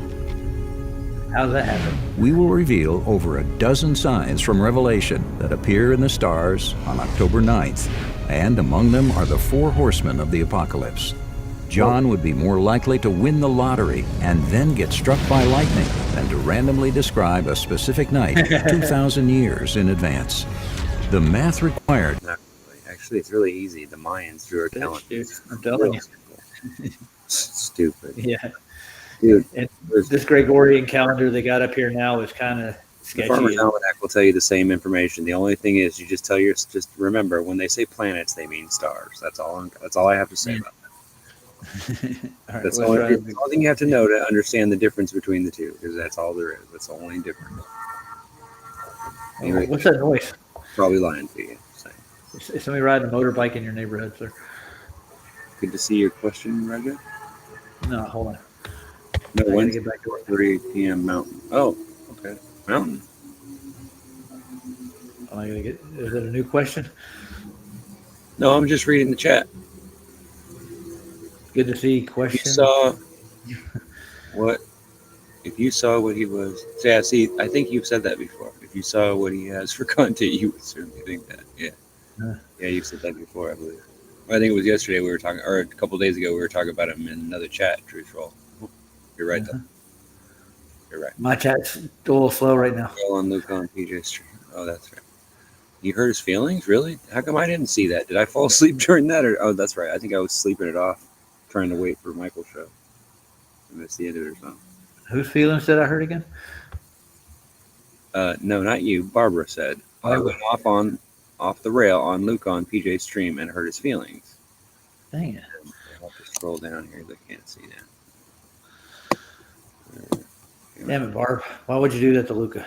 And then she put, I don't know. I can't see whether the smiley faces or what. And Super Sidewinder says truth. Yeah. Hurt his feelings apparently. Oh, well, you know, he's a kid at heart, so he does get his feelings hurt easily. And I hurt his feelings once, and I had to apologize to him too. So I know where you're coming from. I've done it too, because it's easy. He can trigger you very easily. I don't think he realizes he's triggering you when he does what he does, but he does it anyway. So maybe somebody else besides me will tell him that he needs to stop doing that because it's not fair to everybody else. Mm-hmm. I mean, just because he's got problems or whatever. I mean, I'm not saying poor Luca. I'm just saying, you know, like, yeah, I feel for him because he gets himself up here and he makes a fool of himself. But I think it's kind of cruel that we use him like that. But but then again, I guess I would feel guilty if I didn't let him on the show if he wanted to be, right? And as long as he wasn't being rude or sidetracking. Of course, I don't see how he wouldn't be sidetracking. He's Luca. Right? Well, he didn't do too bad today in the Michael stream, I don't think. But I'm not sure if somebody was censoring him or muting him or what, right? I don't know. Well, Michael's got him on a leash, you might say. Think. Yeah. I mean, I don't know. I think he respects him. I mean, I don't know. I mean, maybe it is. Maybe it is. I'm sorry. I don't mean to seem like crude or seem like how do you say that? Insensitive. That's not what I'm trying to sound like. It's just I know Luke. I've known him for a long time, and I've been banging on that. I've been slapping that horse upside the head for a long time, and it's like never gets through him. It doesn't. He just doesn't. It's just like he's not beyond hope, man. Like at least he's in the subject to start with. Guys, it's just their resolve is impenetrable because they're so either ignorant or just stubborn. It's one or the other. I don't know which it is, but it's almost like Matthew learns. He seems like he means well, but yet he still has this attitude that he's right no matter what. Even though you can show him like evidence straight from the book, you can show it like it says it right here, bro. It says it right here. You can point it out, and he'll be like, "I don't see it. What are you talking about?" It's a complete charade, and I don't have respect for people like that. That's why I stopped. That was part of the reason why I left Discord in the first place, was because I got tired of those same people coming around trying to be nice to me, just to rile me up, because they do the same thing every time and they use the same arguments. And I'm like, dude, we've went over this already. You're wrong about that. Why don't you understand it? I've showed you before where the evidence is to find it, and you refuse to go look at it. It's like, and you keep coming back anyway, like, oh, maybe I'll try something. I'll try this instead. It's like, no, it's not. It doesn't work like that. It just doesn't work. Have you ever talked to Charles Flat Earth Math? I don't know. Oh, you'll love him. I'll look him up. I'd have to see him talk. Like, you bring him here and put him on the show or something, and I'll tell you if I know him. But he's along the line. That guy that was talking on the show on Flats this afternoon at the very end, the one that was real chatty. I know that guy. I don't remember exactly what his name is, but I know that dude very well. I just don't remember what his damn handle was on Discord. He has the exact same voice, the exact same nature, the exact same tone, everything. There's no way that's not the same person that I know. It's just I have to go back through my brain and scan and figure out, like, because I don't have like copies or nothing. Like, hopefully I'll come across some kind of snapshot or something. Well, I've heard him on the Discord on 24/7 before. There's 2 or 3 people that I'm suspecting that it is. It's either can't remember his name now. It keeps falling right. It's like right on the tip of my brain, but it's been over a year since I was even in there, so I don't even remember. But I think I've still like subbed to his music or something like that. So, but anyway, there's this guy on 24/7 and he sounds just like this guy that used to be on 24/7 all the time. He was a real nice guy. Don't get me wrong, but I don't know. I keep thinking I know him. So it's like every time when I just think about his voice, I can hear it ringing in my head, and I know that's the same dude I knew on. But I'm not sure if he was somebody I was good friends with, or if he's one of the few that I bashed heads with. That's the only thing I'm afraid of. Is I'm afraid to like say, oh well, I don't trust this guy because of this. But it's like, but his voice is so familiar. It's been tingling in my head ever since I heard him, and I was like, wait a minute, you heard? I don't know if anybody was. Well, I know Barbara was in the stream. She remembers probably seeing me mention it. I mentioned it. I was like, wait a minute, I know that voice. Like, where do I know that voice from? Like I was saying that, and I was hoping he was going to hit on it. And I asked him if Rookie 1973 meant anything to him, because that was my original, name, my handle. So, handle? Well, when you're on Discord, I put Ryan S on my YouTube, but that's because I planned on sharing that with my family. So I didn't think writing my first name and my last initial was a big deal. But of course now I'm thinking that might not want to leave it that way or something. But I don't know. Like, I'm hoping that nobody wants to hate on me and wants to cause me problems. But I mean, I can't stop them if they do. So I guess me worrying about that is really kind of a waste of time. That's what I was thinking too. That's why I put my whole name out there, dude. Yeah. You know what I mean? Yeah. name is a name. So I'm going to play the rest of this right quick. Good. I don't know how much time is left in it. It looks pretty long, actually. Of planets was not discovered until 1,600 years after the book of Revelation was penned. Yet it appears to have been revealed to John while in prison on the Isle of Patmos. Part of what makes this sign so impressive is that there are prophecies that predict the exact date the sign would appear. Over 5 independent prophecies that provide the number of years from 6 known historic events to the year 2024, and even more incredible, many of these prophecies have historic milestones that have already been fulfilled. Other prophets provide details that tell us the day of the year. If you are skeptical about whether there is a God and whether you can trust the Bible, then consider this. The essence of prophecy is to give a witness for Jesus. Revelation chapter 19, verse 10. This film highlights the prophecies in the Bible that appeared to predict the stars thousands of years in advance in a manner that we believe gives clear witness to or evidence of Jesus. If His Word can predict the stars on October 9th, perhaps we should carefully consider what it says about the coming judgment. To that end, the book of Zechariah provides detailed descriptions and measurements of nuclear missiles. Could this be the coming judgment by fire foretold throughout the Bible? Could it really be coming this year? If so, you have got to see these amazing signs in the stars before it is too late.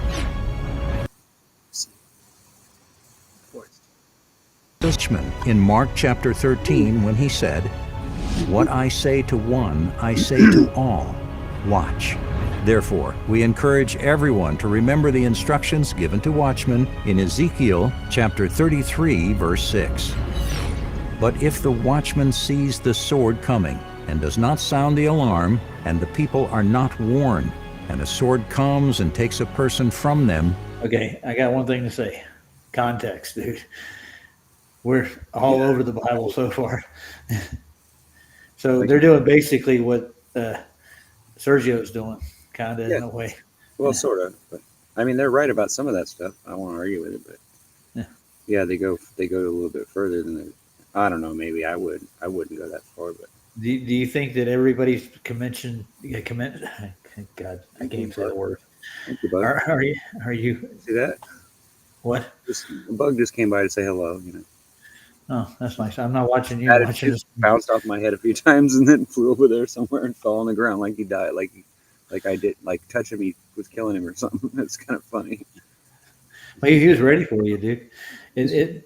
Yeah, we're not all commissioned to be watchers, though. I don't think everybody could be a watcher. Like, what would it basically?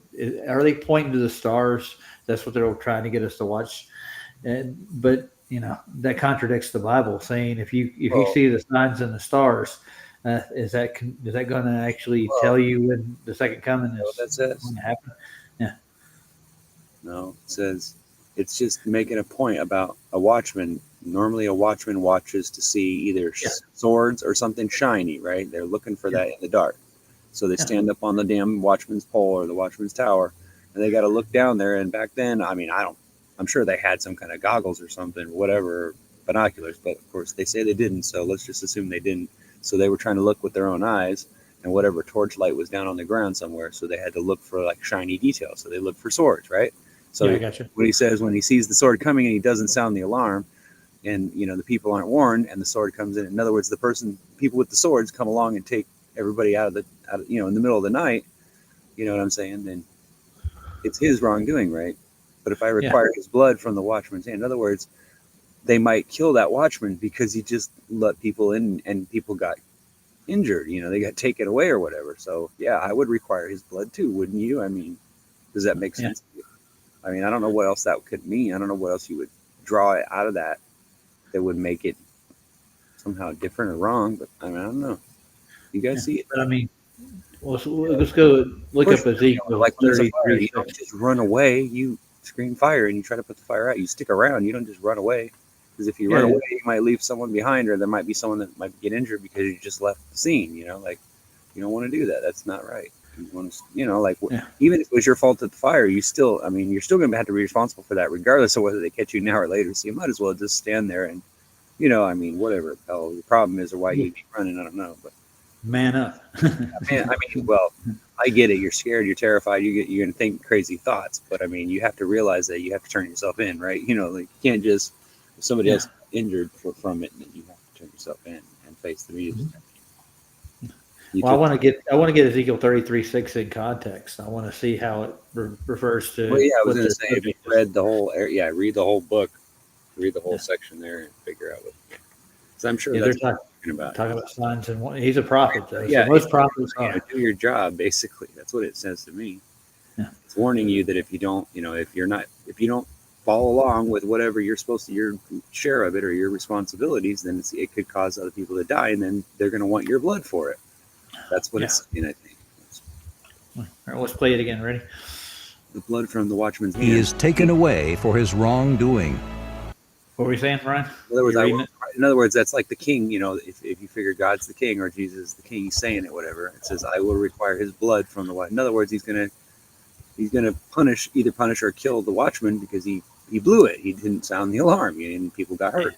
Blow the horn, boy. Crank the alarm. Am I wrong? Like, is anybody out there that thinks I'm wrong about? I mean, other than that, what could you read into that besides that? No. Yeah. Stars, the thing is, well, you mean like using it as an example to say, well, it could be that the stars are the reason why the stars are different. Well, it also could be that, you know, when it says that the stars will fall from heaven, how do you know that they're not just falling, but they're not falling to the ground? They're just flying around up there and then changing around and doing what they want to do and confusing you. If they are entities like it says in the Bible, then that's possible, right? It could be, but I mean, they haven't changed positions in a long time. I know, but I'm saying if they started doing that, I would be more wondering about who was up there and what they were up to, because it wouldn't be hard to fake it, right? All you'd have to do is put something up there that moved in the same type of orbit, and you could convince people, right? And somehow block out the other one. I mean, you could probably do it for at least a big section of ground down on the ground, because, you know, the way light travels, and you could probably fool a whole country, right? Or something, maybe. I don't know. It'd be hard to do. I don't know. I think, well, hard to do, but if you had billions of dollars and just floating around and checks just to be written, I mean, does that really sound like it would be difficult? I don't know. But you can't buy celestial events, you know. That'd be really hard to do. I know it would be hard, but given that they've been crawling around up there with supposed whatever they got supposedly up there, right? NASA and all them, we don't know what they're really doing. Maybe they've attached stuff to the dome, and I don't know. I mean, who knows, right? I mean, I don't want to say that that's not possible, but I also don't necessarily like hearing when somebody just brings that up that way. I get where you're coming from, but I don't know where the way I look at it is, it makes logical sense. It could be what it is, right? It could be possible. So why would we just throw that away and not consider it at least, right? Well, you got to think about the rate that the stars are moving just by the size of what's up there. It has to be moving very fast, considering it's moving above us. You know, Barbara, the rate that it goes. I mean, if you want to attach, like that, go ahead. Yeah. No, I'm just saying, Barbara's making a point. She said that the Book of Enoch says stars are the righteous souls currently dwelling on earth. In other words, they represent people down here. And I've heard that, and I like that idea. And she says, I like to think that falling stars are those entering their rest. In other words, when you pass away and you see because we all know that it's not a meteor, right? Because I've seen them. Trust me, I've seen these, whatever these lights are that drop from the sky. They're not rockets. They're not. And if they are rockets, somebody's really clever, because they can make it like fall, and I'm like at an angle and I can see light behind it. I know that I'd see the rest of the rocket, right? Unless it exploded, right? Get what I'm saying? So it doesn't make sense that these things would leave these huge streaks of light and big fireballs in the sky and not make any noise. Not, you know, the only thing is you just see this bright flash of light and then it's gone. You know, that's it. It's just fascinating. Yeah. And let's go back to the video. You ready? I want to play some of it before I go to end this, because I'm going to go to bed by 2. So, yeah. Ready? I want to get some rest sometime this week. Yeah, me too. We've been doing a lot of this. Oh, yeah. But I will require his blood from the watchman's hand. Ezekiel chapter 33, verse 6. In other words, he holds us accountable for watching and for warning. Because of our respect for Jesus, we have taken his commands seriously and are sounding the alarm. We encourage you to watch and see if now is the time that you too should be sounding the alarm by sharing this video with everyone you can. We believe an occasional false alarm is better than the failure to warn people to pay attention to incredible activity in the stars. Now I've never seen that in real life. I've been in what they call what the Milky Way is, and it doesn't look quite In this free film, we use scripture to support the date. And let the sign in the stars serve as the supernatural evidence that our interpretation is likely correct.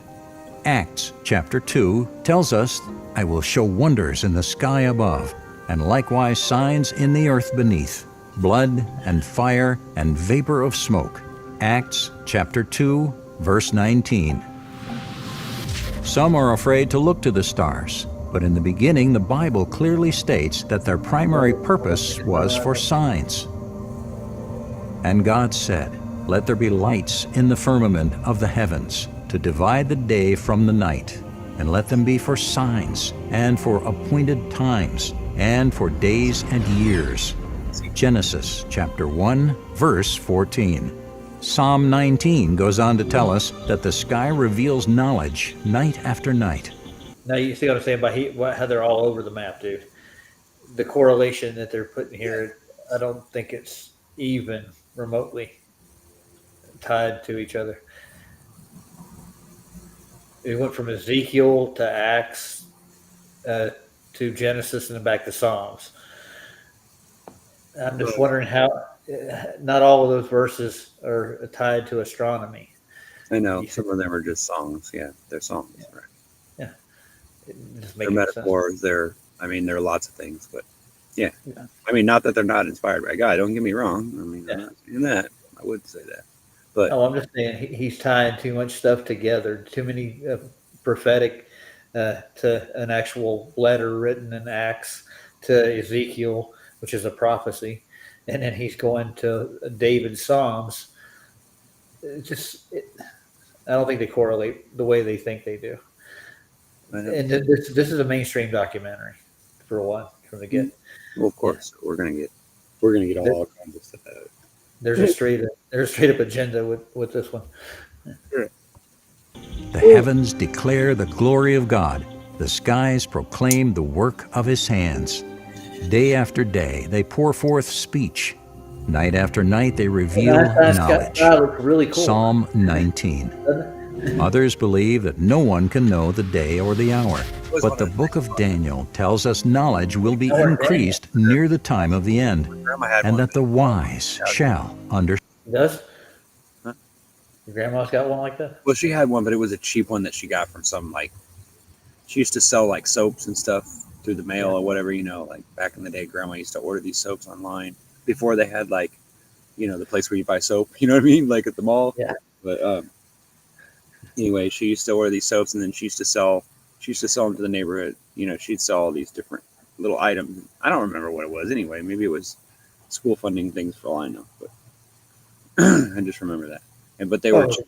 But I always wanted one, like a really one, because I've seen ones before that are made they're made out of all metal, and they're all like electroplate. They're real thin metal, and the whole clock works and everything, but you can't touch it. You're not supposed to open it or nothing, so it's a real delicate item. But it's really complicated to talk about, They're using electrostatics to keep the timing on the clock. Did not if you touch it. Hold on.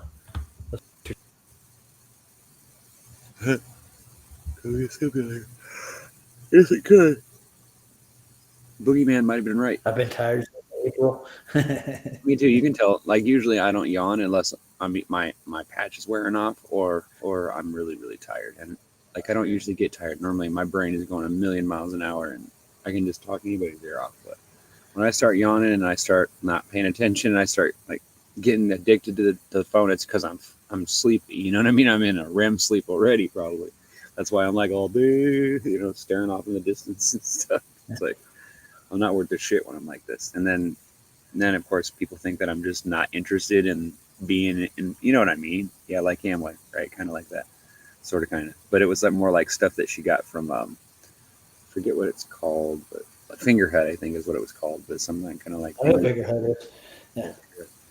Anyway, yeah, she'd order stuff on Fingerhead all the time so she could make payments on it. So she bought me some shoes, all kinds of stuff for Christmas and birthdays and stuff. That's how she paid for it. Right. You're making me yawn talking about being sleepy. I know I'm nodding out right now. Only I'm trying not to. I'm trying not to let my head drop. But I used to fry insects. What? Fry them? You mean like eat them or what? Oh, you mean with lenses? Okay. All right. I was gonna say, wow, Barbara. I roast insects. They're tasty. Yummy. Come on, man. Like I mean, I guess they're good for you, but I'm not down with that necessarily. I've eaten ants before just to show I could, but I noticed that they're spicy. They're like it's pepper. I mean, you could probably put them on your food and then you wouldn't even know it wasn't pepper. You know what I mean? What I'm going to do, I'm going to boil down this video, dude. Basically, they're going with the times and seasons are being portrayed for revelations in the stars, and we all should pay very close attention in 2024. That's what they're aiming for, right? Yeah, but they're going to take you through every scripture in the world. When it doesn't happen then, and it'll be some other year. And it's been like this since I was a little kid. When I was little, like 7, 8 years old, I used to sit at night and think about all these things that people had said, like the world's going to come to an end. I'd sit in my room at night waiting for the end to come. Like, is it really going to happen this time? Like, not know, because I was too stupid to realize that they were just full of shit up to their eyebrows. So, yeah, a little bit. Well, I mean, I'm not saying that it isn't easy to get caught up in that one with the numerology and all that stuff with the letters and all the Greek and the Hebrew, all that stuff. I get it. Like there's all kinds of weird. Go ahead, say it. Yeah, that it's hard to explain it, and I'm sure that it's being promoted as something that's not. But of course, we don't know that because we're not in the mind of the person who wrote the book about it and made everybody convinced of it, right? So yeah. Well, here's the other point: who's got over astronomy than any other organization in the world? NASA, I would say. Not NASA, no. Well, I'm going to go with the Catholic Church, dude. The Catholic Church owns all the observatories. Oh yeah, okay, all right. I thought, all right, yeah, you're going. Follow where I'm going. Okay, yes. They're the ones pushing all these agendas. They'll use all the denominations because they have people in all of them. They keep tabs on it. Yeah. You call it which one. Same. Yeah. It's just Rome, the Catholic Church, the papacy. They run it for the most part. Britain, same thing. Everybody. Some people would say England, like people over there in Europe. People in the UK would argue with me and say, no, you're wrong. It's England that's in charge. No, it's not. It's Britain. At the core, it's Britain. Uh-huh. It is. Yeah. But of course, Britain is completely the same thing as the Vatican. So, and all that other crap and all those weird clubs where, they put threes on everything and all that other shit. Yeah, but they're symbolic for the most part as that goes. But what they're actually watching the skies, dude. They own the telescopes. They own the radio telescopes. They get all the information about what's where. And they have single lens telescopes. Yeah. They don't have the big multi, the 3D ones, so you can see what the stars would look like if you were standing in front of them. Or do they? And we saw some of that. That's what I'd be watching right now. I'd be getting all. If I had the camera or had that binocular thing that he had, I'd be on the stars all night long. I'd be staring at them, waiting for those faces to appear, bro. Hey, Barbara, you got to show me your sidewalk drawings. They make great slime. Does anybody in the chat remember Boogeyman and the stuff he was talking about and they believe? I mean, I don't think half the people know who Boogeyman are. In the chat here. Not Boogeyman are, but who the Boogeyman was. Yeah, are sorry. He had a name. Who he was? Yeah, I don't think they were around in 2016. I think it was last time I saw him. Well, he passed away, but yeah. I think it probably had something to do with his paranoia, but I mean, or maybe the devil got him. I don't know. I mean, who knows? But all I know is it seemed like he was going through a lot of stuff. Like he was very. I think it was his company was keeping like John LeBon, dude. If you want to roll that out, John LeBon was mixed up with some shady characters, and he kind of still is, dude. Have you seen him lately? Got him in trouble. You mean? Maybe. Yeah. His relations, yeah. Well, that's got me in trouble plenty of times for us. Yeah. I So, made yeah. a chain. That was a stupid thing. When I was younger, I didn't know any better. I was just out in the world doing what I wanted to do. So we all go through that, I guess. You either learn or you don't. Well, yeah. Yeah.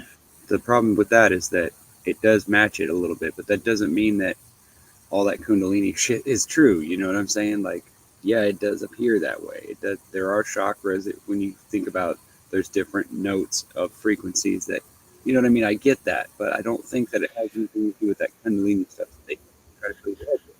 It's different. They're talking about 7 chakra stages of levels that your consciousness has to become in order to become a god or some. It's always some crazy thing like that. It's never like, it never matches up with the Bible, but it sounds like it at first, and that's how you get sucked into it, right?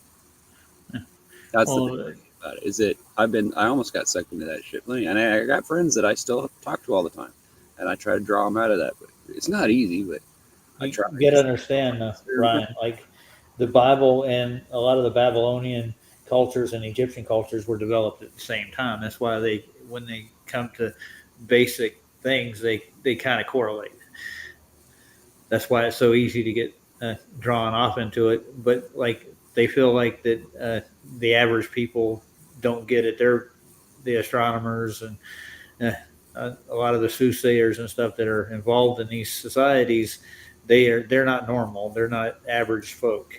That they're a lot different than, like, let's say somebody you bump into on the street. That's the way I look at it. Stick teaching. Yeah. Well, yeah. Because I got stuck in that stuff a lot. And it's easy to do is buy a machine that makes frequencies and clean my water right and pray to God and I'll be fine. But I don't know about that, bro.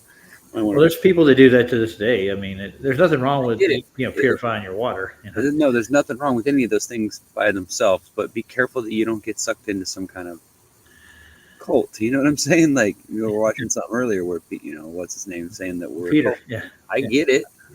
I get where he's coming from, but don't you usually measure a cult by their followers, right? And how obsessive and how freaky they are, or how terrified they are of the leader or whatever it is. Normally there's some kind of like threat or something, like involved with a cult, right? Either everybody's crazy and they believe some crazy nutty thing, like, there's a spaceship and up there by the moon waiting for them to come, and they just got to jump off a bridge or something stupid like that, like jump off a bridge, whatever, like they got to jump off a building or whatever, whatever. They have to meet God in the sky. God. I just was watching some TikTok short or something from some TV show, and it's showing that or something like that. Anyway, but it just blew my now, most of the cults come out of Babylon and Assyria, based on astronomy. And even in the Gnostic side with the Christians, they developed themselves into separate sects. And, well, yeah, that's the reason why, Roger, I agree with a lot of these people that come in and they judge us, right? They're making the judgment about other people that are just involved with us or that we know. And they don't realize it. They're pointing the finger at us anyway. Like, that's not necessarily fair. But at the same time, you and I both know there's a lot of people on both sides of the argument that we don't really know if we can trust, right? And we're not really sure if we want to be involved with whatever their kind of, movement thing is, because, my only movement is to show the truth and meet people like me that are interested in what I have to say and that believe and, understand the fundamentals that I do. What's wrong with that? If that's called a cult, then I guess I'm guilty of it, but I don't really see it that way. Well, I think the idea, if you know what a cult is, what the word cult means, not the analytical version of what cult is. The origins are hidden. To me, a cult, like, I really like movies, right? And so there's a lot of movies that are called cult classics, and I really like those movies. And whenever they have like viewings of them at the movie theater, where you can go and see the movie again in the theater with a bunch of people that act it out and whatever, they do crazy stuff, and that's fun to me when it comes to it. But I'm not saying that I worship that movie, but I do get a kick out of watching people dance around and act out the parts of the movie that I like, because I watched it 1,000 times, But I wouldn't say that's worshiping it. It's just, it's something that carried me through. Like, there's movies like The Crow, like it's a story about a man and a woman who are in love, and then there's these criminals that come along and they end up murdering and doing bad things to them, and They end up killing him and her at some point in the story, and he gets to come back from the dead and he gets to take revenge on him. And I think that's an awesome idea, even though I know that's never going to ever happen, right? God doesn't allow us to do that, but like watching True Romance or something. But it would be cool, right? Like if you were given that chance, like like even though I would assume, I think the original story, he had to give his soul away to some. There's a character in the story that they took out of the actual first, the comic book or whatever. And so anyway, it's a long story, but and then Brandon Lee died during the filming of it, so of course there's all this shroud of cultism, I guess. But I still think it's an awesome movie, and I still love the movie, and I still watch every time it's on, or if I hear pieces from it, or something happens, and the words in that movie pop up in my head, I'll start rattling it off. I did it today when I was on the live stream. Really, I was writing, Fire It Up and all that. That's from the Bro. I have all kinds of things, like there's all kinds of things like Mr. Gideon, you're not paying attention. There's all these little quirky things that are said in the movie that they're significant or whatever, that. And so whenever I watched the movie, I would sing along, talk along with it, because I know the movie so well. You know what I mean? But so I get what a cult is, right? I get it, but to me, that's different. That's like being a fan of a rock band or something. I'm not necessarily like worship them. I don't go over there and like give them my energy or get all angry or anything because of them. I enjoy their music and I go to watch the show. I know that they're probably singing about some crazy, nasty shit. It doesn't matter to me. What it means to me is it reminds me of my past, and it reminds me of things that happened when I was a child and whatever. That's what it does to me. So to me, that's more important than whatever their meeting was. Right? So I look at it that way. Am I talking too much? I'm sorry. No, not at all. Let's keep going.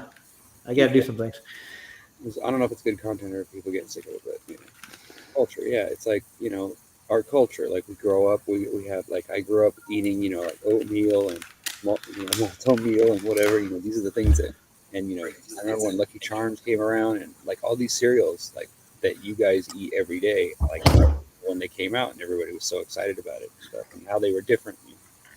Like Tricks and this and that, there's different kinds of food, Then there's Kicks, right? The one that no one eats, but you can get it for free if you go to the food place, Kid tested, mother approved, but it's horrible stuff. It's just bland corn with hardly any sugar in it.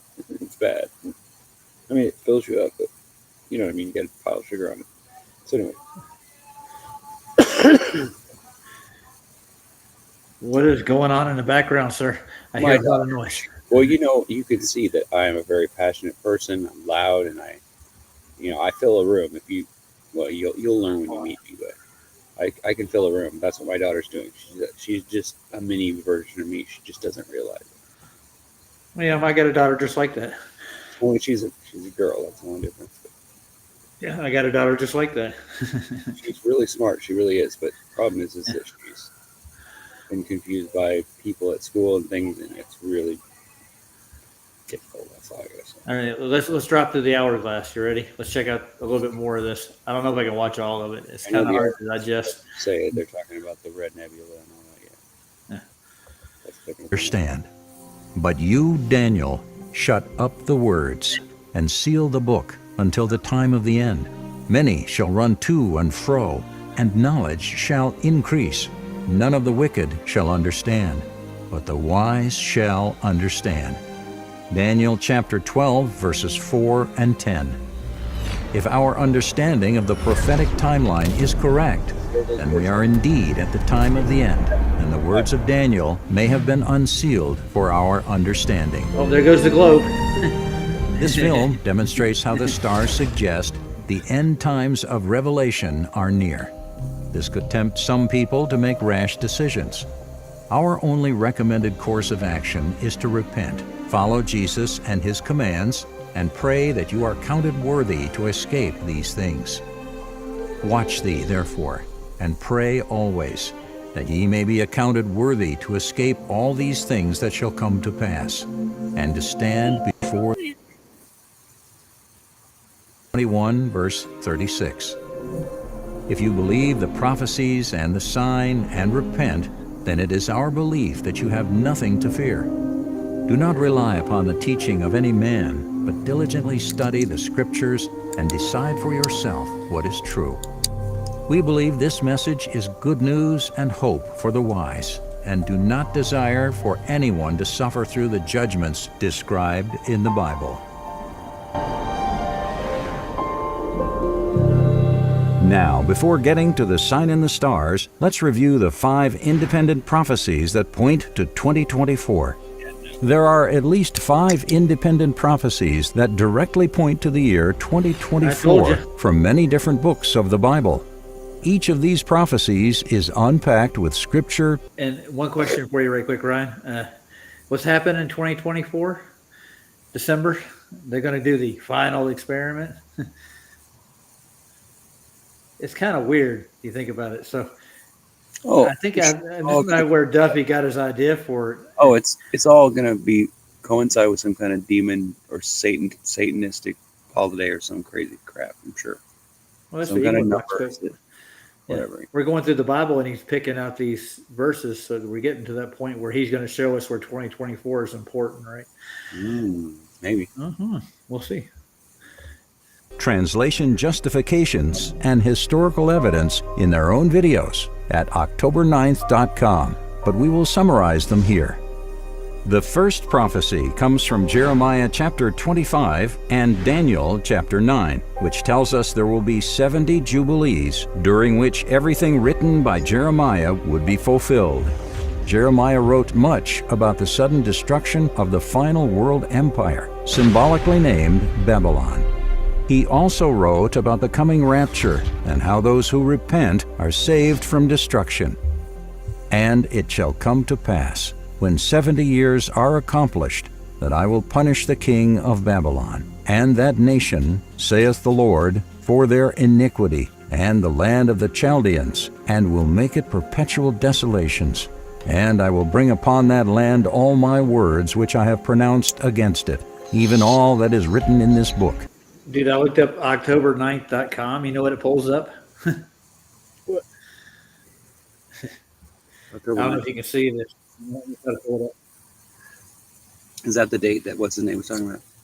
Yeah, but they made a .com coinciding with that, and it brought up October 9th investments, homes and listings. Wow. Is that a Duffy thing? I know it's in North Carolina, dude. That's where they're, yeah. And it's a group of realtors. Digging.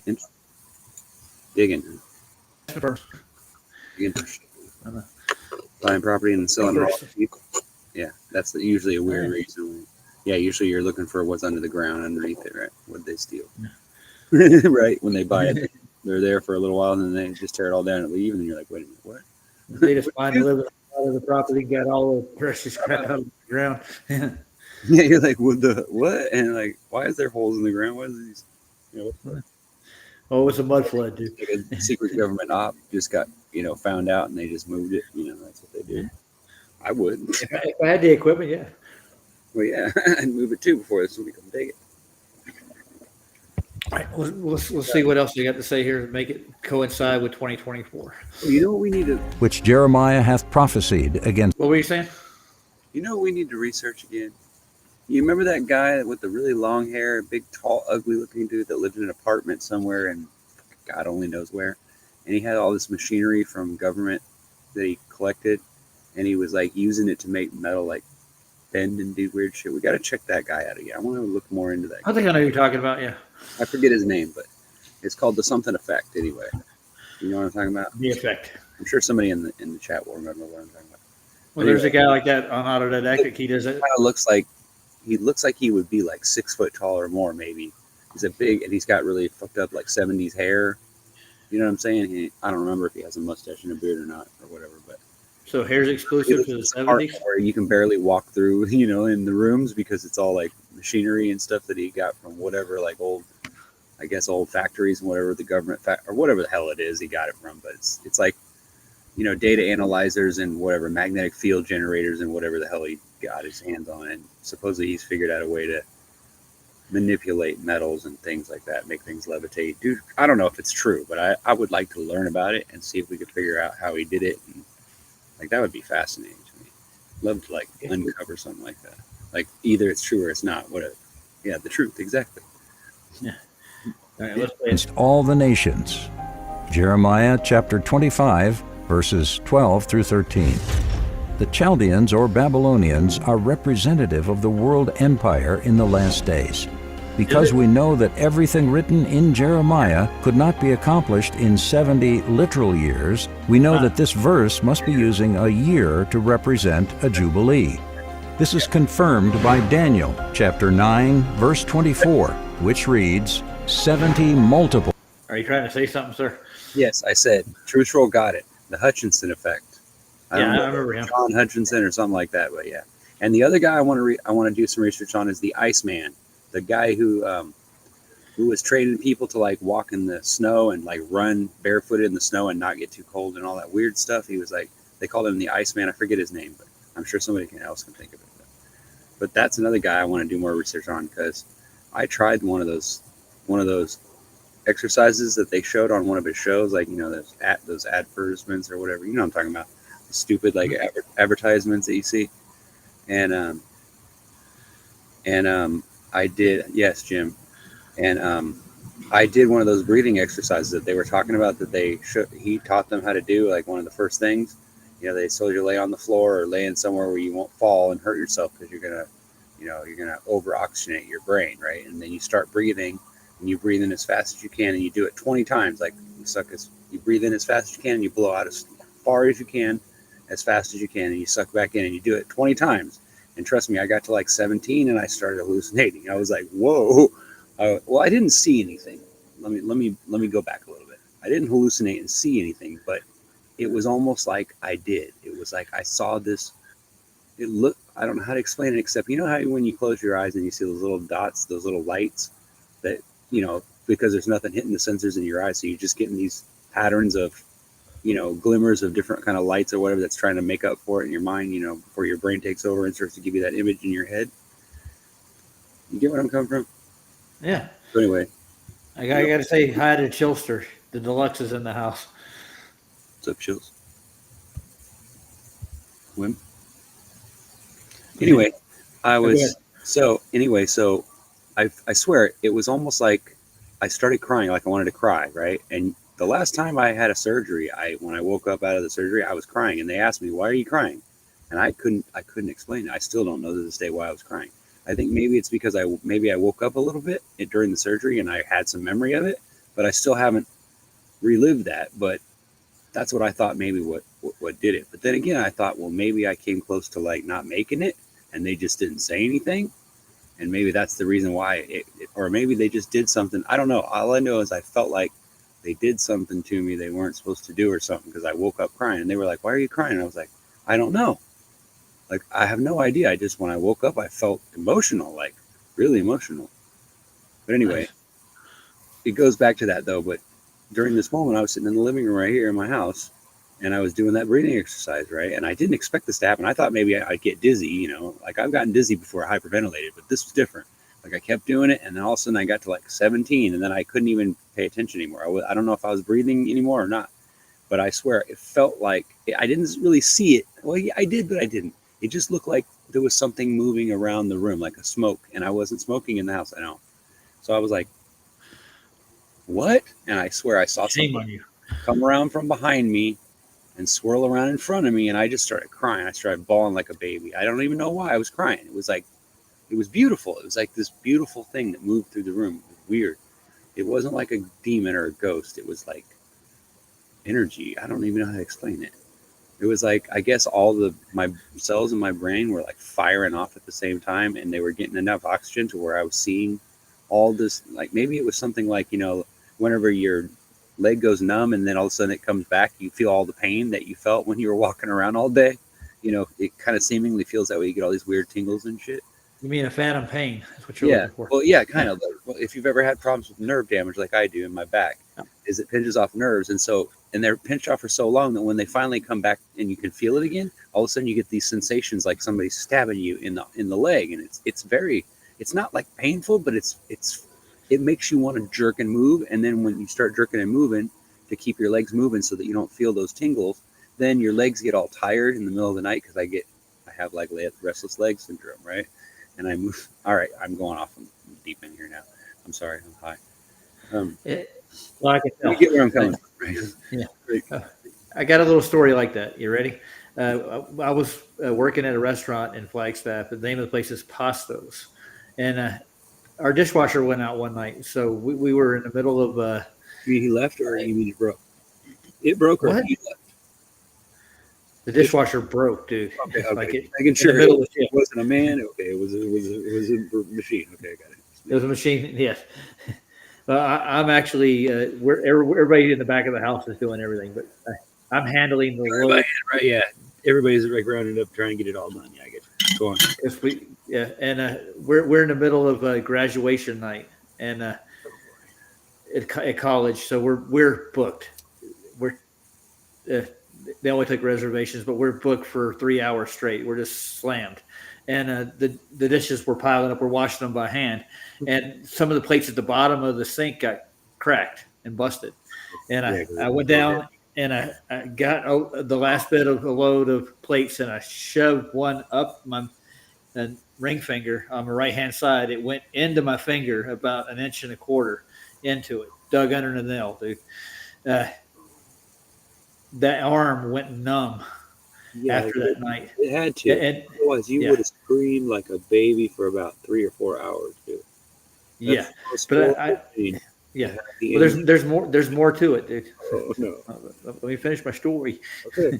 Anyways, for 6 months after that, my arm would actually freeze up and not move. I could not move my right arm. It would just like this go. It would seize up, and I couldn't move it. The arm is completely nerve damaged. Oh no way. Wow. Yeah, well, it healed up eventually, but I can move and. Oh, hey, morning, Flats. Yeah. So yes, I know what nerve damage is, dude. It's a painful process for that 6 months worth of time. When it was seized up, it would be very painful. I couldn't move it at all. It would hurt to move it. Yeah. So anything that goes and protrudes inside your flesh is going to fuck it up. Yeah. Are you ready to get back to this video? I'm getting tired, boy. We've reached 100 messages. Yeah. Yeah, nice. We got 12 people watching too. Thanks everybody for watching. Thanks for coming to watch us. Rules of 7 are determined upon thy people and upon thy holy city, to finish the transgression, make an end of sins, make reconciliation for iniquity, bring in everlasting righteousness, and to complete the vision and prophecy.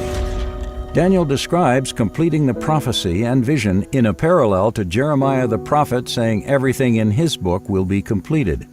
This is one of several ways we know that Daniel's 70 multiples of 7 and Jeremiah's 70 years must be 70 jubilees, because a jubilee is 49 years, which is a multiple of 7. The first jubilee period started in 1406 BC, when Israel crossed the Jordan River into the Promised Land, where the state of Israel is today. And 2024 is the last year of the 70th Jubilee. If Jeremiah and Daniel's prophecies have been properly interpreted, the world's greatest empire must fall by fire in a single hour, sometime by the end of this year. The second prophecy that points to 2024 comes from Daniel chapter 12, which gives us the timeline to the desolation of the abomination. Daniel tells us the number of years from the taking away of sacrifices in 598 BC. So here's a question for you. What happened to Jesus' forehead right there? Except for the crown of thorns? More like this. I think that's known as that AI driven, obviously. Yeah. I mean, where did they get the idea? Don't even know what Jesus even looked like, right? Yeah. For all we know, he was dark skinned and skinny and you know, like a little toothpick man, or he might have been stronger based on that he was a carpenter. I mean, we really don't know what he looked like. You know? Yeah, that's a good question. I think he probably looked like a standard, I wouldn't say a Mediterranean gentleman, probably. Well, he was from that part of the world. So I'm assuming he was an Arab, right? He was some kind of a Arabian descent, whatever. Somewhere over there, right? Yeah, well, the bloodlines run all the way up into the mountains in Russia and stuff, places like that. So I mean, it could be. Yeah. Right. But I mean, I think he would blend in quite well with just anybody who was an average carpenter who was from Galilee. You know, so the best way to probably describe him is to go find somebody who was a carpenter in that part of the world and compare that to what you would think that average person I would bet look you like. he was just an average dude. I mean, I don't think he was.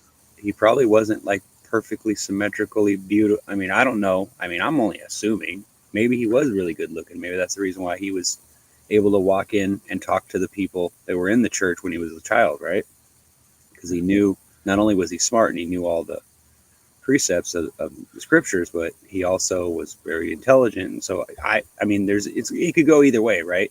He might have just looked like an average dude, but he also might have been really good looking and had blue eyes. Who knows? I mean, he might have had red hair. Who knows? I mean, we don't even know if people back then, if men even had long hair, right? We don't know. I mean, I know they had scissors, right? Or they had rocks anyway, where they could bash between their, shorten their hair to some extent, right? They wouldn't really run around with just these big dreadlocks because they weren't able to bathe, right? So, I mean, I'm just assuming like this, they make it out to be this beautiful thing where Jesus was this all perfect. He was probably a hairy backed old man. I mean, you know what I mean? He was just a normal dude, whatever, He probably had whatever, but the Well, whole idea he had to be in shape. He was a carpenter, man. It takes a lot of work.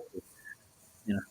Yeah, he was very well, but like I said, he was obviously very smart, just like most of us that are involved with all this are, right? Like we all had this thing where we didn't fit in, but the teachers took a liking to us for whatever reason. Like I had this couple of teachers through my life that really took a liking to me and taught me a lot of things because they understood how to reach me, right? They figured it out. They knew that there's always a way to reach children, and when I was a child, but some of them tried to help me and some of them tried to like reach me and other ones just were like my enemies. And so when I felt like they were enemies, I didn't listen to them. I'm sorry. What do you expect me to do? When I can't, I spent my whole life doing that anyway. So I can understand where that's coming from. But I also did weird things where I would go talk to people when I was a little kid and they'd be fascinated by it that I knew things and I understood things in certain ways. And they're like, how do you know all that? I'm like, I don't know. I just do, like, how do I explain it? Even when I was like 4 years old, I used to like say things all the time, and adults would just look at me with this crazy look, like, "How does this kid know that? Like, where'd you get this kid?" And by the way, Ryan is the most humble guy I've known. Whatever, dude. You would just messing with you. Yeah, I'm not. I mean, I am. I can be, but I don't you mind. are pretty humble, dude. Yeah. But you are a prodigy, right? No, I wasn't. I probably could have been, but I didn't. Yeah. No one. Let's put it this way: I spent my life running away from myself. That's what I did, because I didn't know how to fit in for the first probably 30 years. I didn't really start to get good at fitting in until after. I don't know. Maybe it was 20s ish, maybe. But I always had like an affirmation for older people, like adults, not children. I always made friends. Like I would make friends with my friends, but then I would meet their parents and I'd end up being their parents' friends more than I was them. You know what I'm saying? Like I'd go over there and hang out with their parents and they were just there then. And they were like, this is awkward. I'm like, well, I'm sorry. Your parents are freaking cool. Like your parents are smart and they're cool. And like, not to say anything bad about you, but you're just not there yet. You know what I mean? I wouldn't say that to them, but you know what I mean? Like that's the way I felt. No. I don't know. I got it. And I was just messing with you about the humble part. I'm not comparing myself to Jesus either, by the way. I hope that does not sound what it sounds like, but I think probably, yeah, Jesus was probably just an average dude, but the reason why he stood out, like I'm just an average dude, but at the same time, we don't know for sure, but I mean, yeah, I want to imagine that he was probably this good looking dude that everybody could have just thought he was great and wanted to hug him and everything because he was beautiful and, he was perfect. But I mean, I'm not really sure that I can't imagine that God would, I don't know. I don't know what I think because like, it would make more sense why they rejected him so much if he was perfect, right? Like that would make more sense to me if he was this like fabulously beautiful and, or whatever, like if he looked like, not quite He-Man, but you know what I'm saying, a muscular man or whatever, and all the women were won by him or whatever. Like that could have been an issue too, right? Because if you're smart and you're good looking, that sometimes people want to take advantage of you. That's quite a burden. Yeah. And so when they found out they couldn't take advantage of him because he was too smart, then of course, then they did what they did to me. They either abuse you or, they stay away from you. It's one or the other, Well, that's why they hung him on a tree, right? Well, I don't abuse you in any direction, perfect in any one way, but I'm just saying, like that tends to be the issue. It's like adults would get mad at you because you're either exposing them as being a shitty person or you're pointing somewhere they don't want you to point or they don't think you have the right because you're just a kid. And that's never the truth. Like, kids, they're smart. Give them a break. You're the one that teaches us our precepts, and then if we get it wrong, it's because you're not doing it right. You know what I'm saying? And so, because I knew that, I manipulated people. Of course, I manipulated adults, but at the same time, they also figured me out and they taught me a lesson too. So over time, who you trying to kid? Yeah, exactly. Well, they put me in my place because they knew I wasn't wise. I knew I was smart, but I wasn't wise. I didn't have experience with all this stuff. I didn't know how people were going to react to this and that. It took me years of studying people to figure that out. Now that I know that, of course, everybody can manipulate other people. Women especially, they're good at it. That's where I learned it from. You know what I'm saying? Like, I got nothing against women, but because they're smart. But if you look at it, like, the women growing up in my era, like, I have to admit, they had to deal with different kind of things, like basically, not all of them had careers. And so they had to choose a man and they had to depend on him. And if you weren't good enough, if they found out you weren't good enough after they married you, they just had to deal with it. Or they had, or they had to go through all the trouble but back when I was a little kid, like, people didn't break up like that. Like, people were putting their wives away in hospitals and stuff. It was crazy, bro. Like, I remember hearing all the stories about it. It was crazy. I can imagine why women, wanted, I can just only imagine what it was like to be around that and have a husband and him die or something. And then you're all of a sudden stranded with all these kids or whatever, that's a horrible thought. And if no man comes along to take that place, that's a horrible thought, to be stuck with all those kids. And then of course, nobody wants to help you out because, you got all these mouths to feed, I get it. But wow, it's scary though, so when you think about other people's struggles and you put yourself in their place, you can understand people better. And so if you give, that's what I try to do. I try to put myself, I'll initially get mad at you, or if you try to trigger me or whatever, like you do, Roger.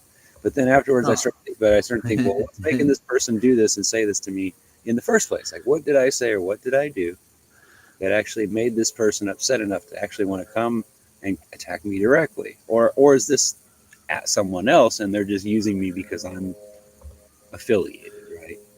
Because if that's the case, then oh well, I guess I won't take it personally. But with Sean, yeah, I don't take it personal, but that's you can't. Well, no, but now I know that he's like I said, I could hear it in his voice. Like, he was smiling, he was laughing in the background. Like, he knew this is it's a game, it's a game now, right?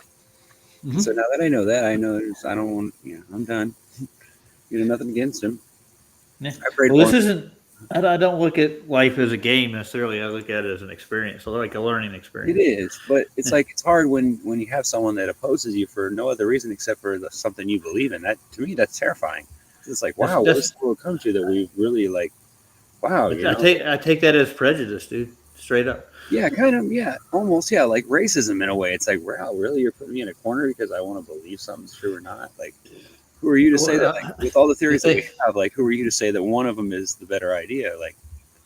Well, I've looked at ideas, right? And there's a big filter through it. That's you put them. That's why the scientific method exists. Well, yeah, but obviously, the people that are on TV that are talking about it are all theological scientists. So of course they're going to say all this garbage, and they're going to talk for whoever pays them the most, right? Because they need funding for their silly ideas. But it's all because they just thought it up, right? I mean, I get it. They base it on intelligence and intellect and all that to make it look good, but it's all just theory, right? Basically, like Peter just said, it's lack of education. It's all three of ours. It's everybody's ego that adds together, Barbara. That's the answer to that question. I'm going to play some more of this, and we'll go another 10 minutes after that. So, ready? Yeah, and I'm getting tired again. For sure. Yeah. I'm starting to just ramble. Until the abomination of desolation at the midpoint of a 7-year tribulation. And from the time that the daily was taken away, and going to the setting up of an abomination that becomes desolate, there shall be 1290 days. Blessed is he that waits and strikes 1,335 days. Daniel chapter 12, verses 11 through 12. I want to see. It is commonly understood from other scripture that the word day can represent a period of 1 year, so we counts. According to Jeremiah chapter 52, verse 28, the sacrifices were literally taken away to captivity, along with the prophet Daniel in the 7th year of Nebuchadnezzar. We know that the 7th year of Nebuchadnezzar was 598 BC because clay tablets record the precise position of the sun, moon, and stars during his reign. With this information, we can add 1,290 years to the year the sacrifices were taken away in 598 BC and arrive at the 692 AD construction of the Dome of the Rock on Israel's most holy. What were you saying? I said he left behind an advertisement for himself. Isn't that fucking hilarious? Like, really? You expect us to believe that horse shit? Come on, dude. Like that. I mean, I think we're borderline. Like, is this? Yeah, I don't know. Maybe I'm wrong. I was saying this earlier, like when they all started with these timelines. You know what the Dome of the Rock symbolizes? Anybody? A tit? What are you gonna say now? No. No. Oh. Yeah, I know what you're saying. You're gonna go with your. You're going with your head, your body, your temple. Well, yes, it is it does symbolize your head. They're always. Dome of the Rock is supposedly a temple. I'm sure that if you look into it, you'll find out it's a temple. All of them were, right? And they all had these little domes. Now, what do they mean? I'm not sure that they were some kind of like electrical connection or some kind of power station. I don't think so. I think more what it is a demonstration. It was probably something in there that made them able to use some kind of beam of light so that they could show the stars on the ceiling and probably show people, like, and teach people things like, you know, when you go to like one of those exploratorium things and you sit in that big room and you have that camera above you that shines the stars on there and they tell you about the stars and how blah, blah, blah, blah. They tell you all this bullshit, right? That's probably all it was. But where my mind is going is this, okay? If you look at some of the experiments that with plasma and things like that and magnets and different shit that I've seen, like the primer fields and stuff like that, you'll see that the magnets that they use in that demonstration are shaped just like that.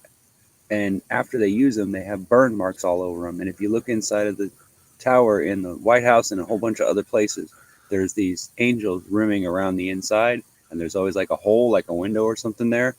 It's the same thing. It's representing the hole in the sky of the earth, like the hole in the dome or whatever, or the hole in the ground. We might be talking about that too. Who knows? But if you think about it, like if they can produce, like if they can in a jar put plasma and use these magnets and get them to form like a star and like literally fill the room with light, just like a star does, right? Then that might be how the sun is made and created, how the energy gets here, because I've always wondered, like, how is the sun not like breaking entropy? Because the energy is constantly coming in and it's going somewhere on the earth, right? We understand that, right? But where does that energy come from? Like, we don't know what's burning, or how do you gauge that? By the color of the light coming from it? That doesn't make sense, right? So I mean, there's gotta be some other. What? Hold on a second. Like she's saying that the second half is more interesting, I guess. It's in the second half that's interesting. So should we skip ahead? Is what you're trying to say, Barbara? I'm just saying. I'm thinking that a lot of these things that we think are something else, they're not really. I mean, just because they look similar doesn't mean that they're Tartarian. They might be different renditions of other people that have seen these buildings. Like they got a good look at them and saw how they were built, but then they were destroyed, and so they built them again afterwards, trying to create them again to show, like, because they didn't want it to be destroyed. Like, you got to think about that. Maybe that's the reason why a lot of places, a lot of countries like Egypt made such a big deal out of the pyramids. It's because they wanted to hold on to that to keep, obviously, tourism. But I mean, if you really think about it, without the tourism, they wouldn't have the money to actually work on those and, you know, doing whatever they do with and keeping them from eroding more than they already are, right? So we can continue to use them as a history or whatever they are, right? Or figure out what the hell they were made for. But I think it all has to do with the alignment of the stars. It's just basically people on Earth figured out that, and they were probably nutty kind of people that had a lot of resources and had a lot of money, or like kings or whatever. And they put, once they discovered these things by having people that knew about science or intelligent people like us that figure out things, right? We figure out what things mean and we come up with a logical explanation for it that makes more sense than this crazy crap they've been teaching us all this time, right? Could be. But I'm looking at like you're looking at Islam being a marker here for the Dome of the Rock, right? Basically, the people who are in charge, the politicians who have all the power and the money, are putting these places in the events at the certain times to basically right. They're the ones telling you when and where, and how can you trust that, right? No, and true trolls keep going on about heart attack weapons and stuff in chat. I find it kind of funny. But the military has these kind of, frequency weapons that they could do stuff like that with, but they're not going to turn them loose on the public. They're fantasizing about a lot of those communities do, the true crime communities and stuff. There's a lot of niche groups that do this kind of stuff on a regular basis. Wow. I don't take much thought for them myself, personally. The same thing with weather control, and it's basically a whole conspiracy thing. Everybody loves a good conspiracy. Yeah. Well, I'm just saying, instead of just roping them all into the same thing and saying they're all mud flood, Tartaria leftovers, why not just look at it this way? Yeah. How do we know? If the sun itself actually rotates slightly, like you notice how, even though it doesn't really move, Polaris actually wiggles, right? It wiggles, it wobbles, so it isn't perfect. So obviously, there's a bigger picture there. So it makes sense to me that what the moon is a picture of the actual Earth, the whole entire Earth, the big circle or whatever you want to call, whatever shape it is. It has four corners. I don't know. Maybe it's a circle. But we know it's a plane, right?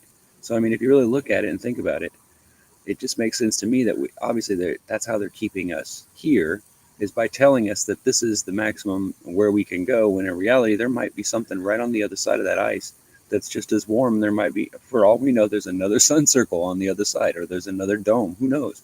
But how do we know if you can even get there if we're not allowed to go explore it, right? It's just crazy. I speculated about that. I'm going to the halfway mark because she's putting that way. All right. I'm sorry. All right. I'll talk through it anyway. Yeah. I'll be up all night. Yeah, I'm trying to get through. I know. I'm sorry. This isn't this. Well, I'm not going to say anything else. Let's go play it. Ready? But how are we to understand half an hour? Revelation chapter 18, verse 10 lets us know I'm going to go back a little bit further. Hold on. Get back to the halfway mark. Yeah, because they're trying to translate. Now let's review the first sign, Jupiter. Jupiter, the largest planet in our solar system, is commonly known as the king planet. Revelation has already described it as a sardine stone, and on October 9th, it is in the door opened in the heavens known as the Golden Gate of the Ecliptic. Isaiah chapter 53, verse 5 has a description of Messiah that closely describes Jupiter with its stripes and famous orange spot for a piercing. He was pierced for our transgressions. He was bruised. Whoa. Now they're comparing Christ to Jupiter. I have no, whatever, dude. All right. Yeah, we're getting into some way out there shit. You guys can. You can believe what you want, man. Okay. I can accept it that people believe things like this, but I get it. I'm biased because I don't believe in planets. I get it. That's what you see when you look up there. It looks to be like this little round thing that you see through the telescope. It looks to be like this round image. Like, for all we know, we don't know what the hell we're seeing, right? Supposedly it's millions of miles away and all this. Come on, man. No, it's not. So their whole cosmology is off. And every once in a while, they combine the light from a whole bunch of pictures, and they get this really perfect spherical-looking thing because it's a telescope. You ding-a-ling, that's what it's going to do. What you don't realize is that could just be a flat surface on the actual star that they were zooming in on. But that's the way they shaped it, just to show you. You don't even know what the hell that is, or how much they blew that up digitally, or what. It's really hard to say, right? You could always just going to round it anyways, dude. And then they show you this little thing, this little movie of it, supposedly the Wiggles moving around in a circle, and it's so dumb, dude. Yeah, it's really sensationalized, dude. They make it blow away out of proportion. Yeah, and the lens is going to round the shape you're looking at, anyways. To start with, that's Right, yeah, the original so- telescopes actually did that. Well, it's not that it augments it a lot. It's just that it does enough that it can. If you're looking out that far, and just think about it this way: when you're focusing a large amount of light through a lens that's this big, and then down into where your eye can look at it and see it, like as if your eyeball was at the front of that lens, right? Which is what you're trying to do, is make your eyeball that big so you can see that much more of the circle of what your eyeball supposedly can see, right? And you're focusing it down into your eye. That's why you're only allowed to do it at night, because otherwise you'd probably burn your retina or whatever. You hurt yourself because you magnify sunlight and you're going to get a hole in your head. You know what I'm saying? That's not a joke. If you've ever seen a Fresnel lens, you can burn a hole through a rock literally right there in front of you, provided that you keep the air, obviously you have to trap the light in an area where the air around it can't just escape. Otherwise,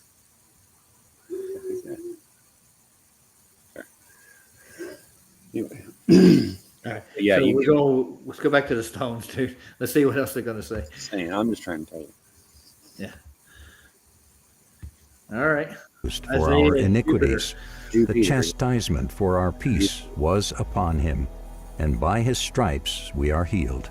Isaiah chapter 53, verse 5. You're saying the stripes on Next, Revelation chapter 1, verse I don't know 13 tells us that near the 7 candlesticks is one like unto, or symbolizing, the Son of Man. And we already established the candlesticks are the 7 churches represented by the 7 sisters. So we should expect to find one like unto the Son of Man near the candlesticks. And that is exactly where we find Jupiter in the same constellation as the 7 sisters, Taurus. Revelation has much more to say about the behavior of Jupiter on this day. After all, it is a day of the Lord, and Jupiter, whose Hebrew name means righteousness, is being used as a symbol of Jesus. In Revelation chapter 3, verse 20, Jesus says, "Behold, I stand at the door and knock. If any man hears my voice and opens the door, I will come into him and dine with him, and he with me." What is interesting is that at about 3:20 a.m. in Jerusalem, Jupiter starts to stand still in the night sky as its forward motion is changing to retrograde motion. Jupiter does not have observable... Because he's Jewish, and his name's Peter. Yeah, no, I'm just thinking, what's your reference point to get that how do you derive a retrograde motion? It has to do with the spirograph. Just think about them as spirographs. Yeah, I know. Each one of the planets that doesn't follow it just going around with the rest of them does these little spirographs, and then every so often they move in and out based on whatever angle that you were seeing them through. Whatever. But my question for everybody in the audience is, what if that's just because of the dome above us showing us things that are beyond it, or actually in the dome, and they're actually literally just like they're beings? Think about how that. I mean, it makes sense. It says they're basically angels. They go around in their patterns on purpose, like God set them there. They're actually entities. They exist. So basically, they're not just. I'm looking at a linear function, right? This is a linear function, and it's coming more into focus at a certain point. So the surface it's on is actually probably parallel to you, and it appears to make a retrograde motion because everything else is still moving at a different speed, right? Mm-hmm. Not all of the stars move at the same rate. Do they? Can you honestly say that? They're all, whoa. That was loud. So I'm still trying to wrap my head around it. So Jupiter is going to be at that one spot at that particular time because of the retrograde motion, or it's actually slowing down in its path is basically what is happening, right?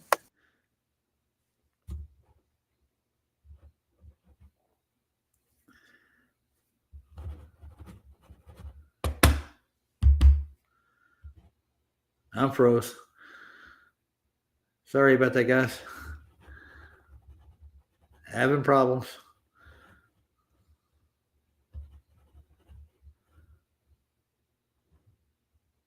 for about half a day. You could say that one like or representing the Son of Man is indeed standing at the celestial golden gate and knocking. Revelation chapter 8 goes on to say that there will be silence in the heavens, and silence in the context of stars could easily be understood as stillness. And when we had opened the seventh seal, there was silence in heaven for about the space of half an hour. Revelation chapter 8, verse 1. But how are we to understand half an hour? Revelation chapter 18, verse 10 lets us know that on the day of the Lord, when a day and 1 hour are synonyms. So half a day and half an hour could be interpreted as synonyms in this context. So how do they interpret synonyms in that context? What gives them a half hour? Ryan, did you go away? I guess he did. Huh.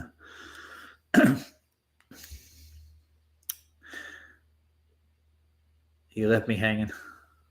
Right on Jupiter. Isn't that nice of him?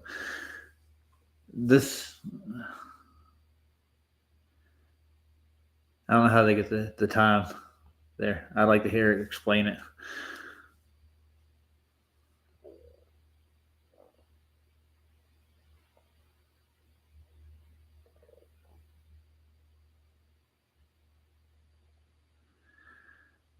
I'm going to go ahead and play it. I don't know where the boy went, but I still don't know where they derived that half an hour of time out of that, or make it seem like it's not literally talking about a half an hour. Therefore, shall her plagues come in one day, death and mourning and famine, and she shall be utterly burned with fire. For strong is the Lord God who judges her. They will stand far off, in fear of her torment, and say, Alas, alas, you great city, you mighty city, Babylon, for in a single hour your judgment has come. Revelation chapter 18, verse 10. Not only did Revelation predict where Jupiter would be standing and for how long, but there is more. The Bible also predicts which way Jupiter would move through the door, namely that after standing still, it would enter the east-facing gate and then go out by way of the same. In addition to the Golden Gate of the ecliptic, there is another famous Golden Gate, the gate on the eastern side of the Temple Mount and the closest gate to the temple site. It is on the eastern wall of the Old City, facing the Mount of Olives. In 1535 AD, on the 60th Jubilee, Suleiman the Magnificent, longest reigning sultan of the Ottoman Empire, ordered the ruined walls of the city of Jerusalem to be rebuilt, including the East Gate. Little did he know that he was fulfilling the prophecy from Daniel chapter 9 that we discussed earlier. In 1541 AD, in the process of rebuilding, Suleiman had the new East Gate walled up, and it stayed that way until today. The Arabs believe that since the Jews expect the Messiah to... Now, hold on a minute, guys. Brian's...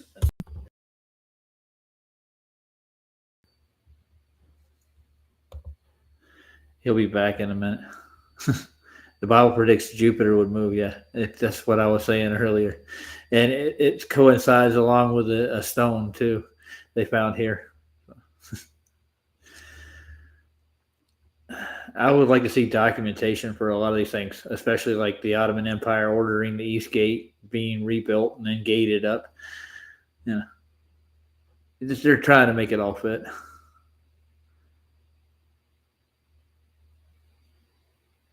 That's what I've heard before. Different gases, different colors is a real reaction to light, but I don't think there's like a hole that has gases coming out of it where they're shining light through, or the sun's reflecting off of it, would cause that size of a gas giant planet to cause that kind of motion in it. And the pictures I've seen, I don't believe half of them to begin with. To come through this gate, they tried to prevent any possibility of his return. The verse that led the Jews to expect Messiah to return through the Golden Gate is Ezekiel chapter 44, verses 1 through 3. Then he brought me back the way of the gate of the outward sanctuary, which looketh toward the east. And it was shut. Then said the Lord unto me, This gate shall be shut, it shall not be opened, and no man shall enter in by it. Because the Lord, the God of Israel, hath entered in by it. Therefore it shall be shut. It is for the prince. The prince he shall sit in it to eat bread before the Lord. He shall enter by the way of the porch of that gate, and shall go out by the way of the same. Ezekiel chapter 44, verses 1 through 3. Here we go. We're all over the map still with the Bible. They're not just stitching this thing together. I guess it might correlate somehow. I would like to see how they came to these conclusions personally, instead of just throwing it in a documentary and hope you just buy what they're telling you right now. It's kind of strange, I think. This prophecy was fulfilled when Jesus entered the gate in 31 A.D., and then when it was shut so that no man could enter it in 1541 A.D. But then it goes on to say, the prince shall enter by way of the porch of the gate. That cannot happen, given it is walled up. So this could be a prophecy describing the stars. As you can see, after standing still, Jupiter moves in retrograde to moving westward to enter the door, and 6 months later, around Passover, Jupiter returns to its initial position, exiting the door just like Scripture describes.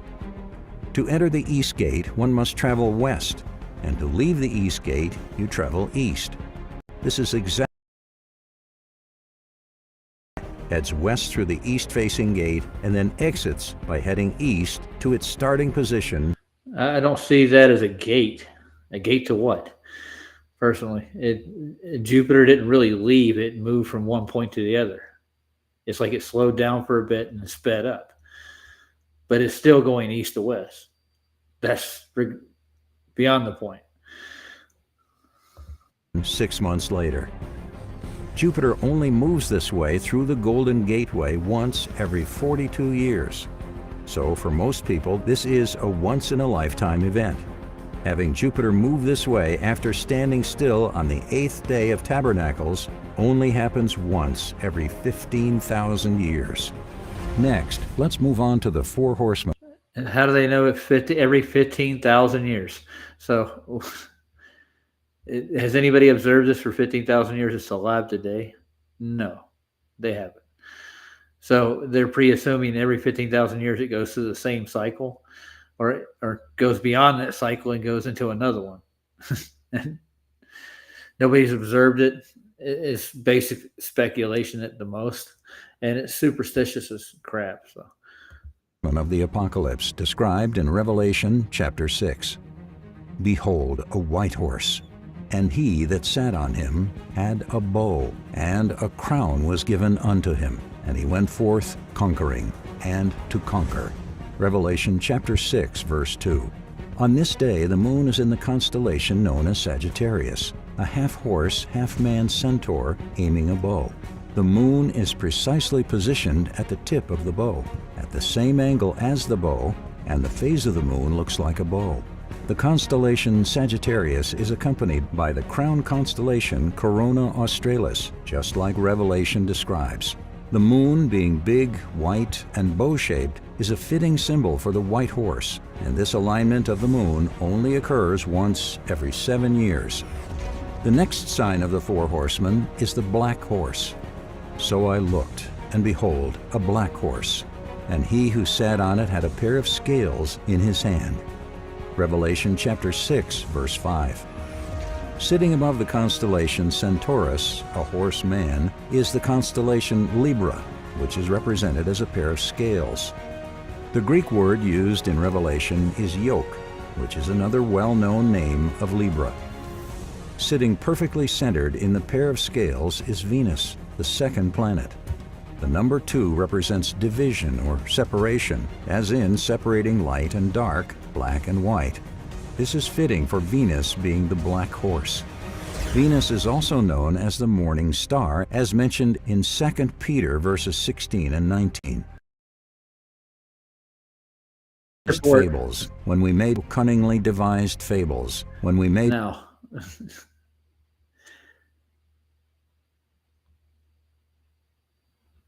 going to read through this right quick before I let them say it.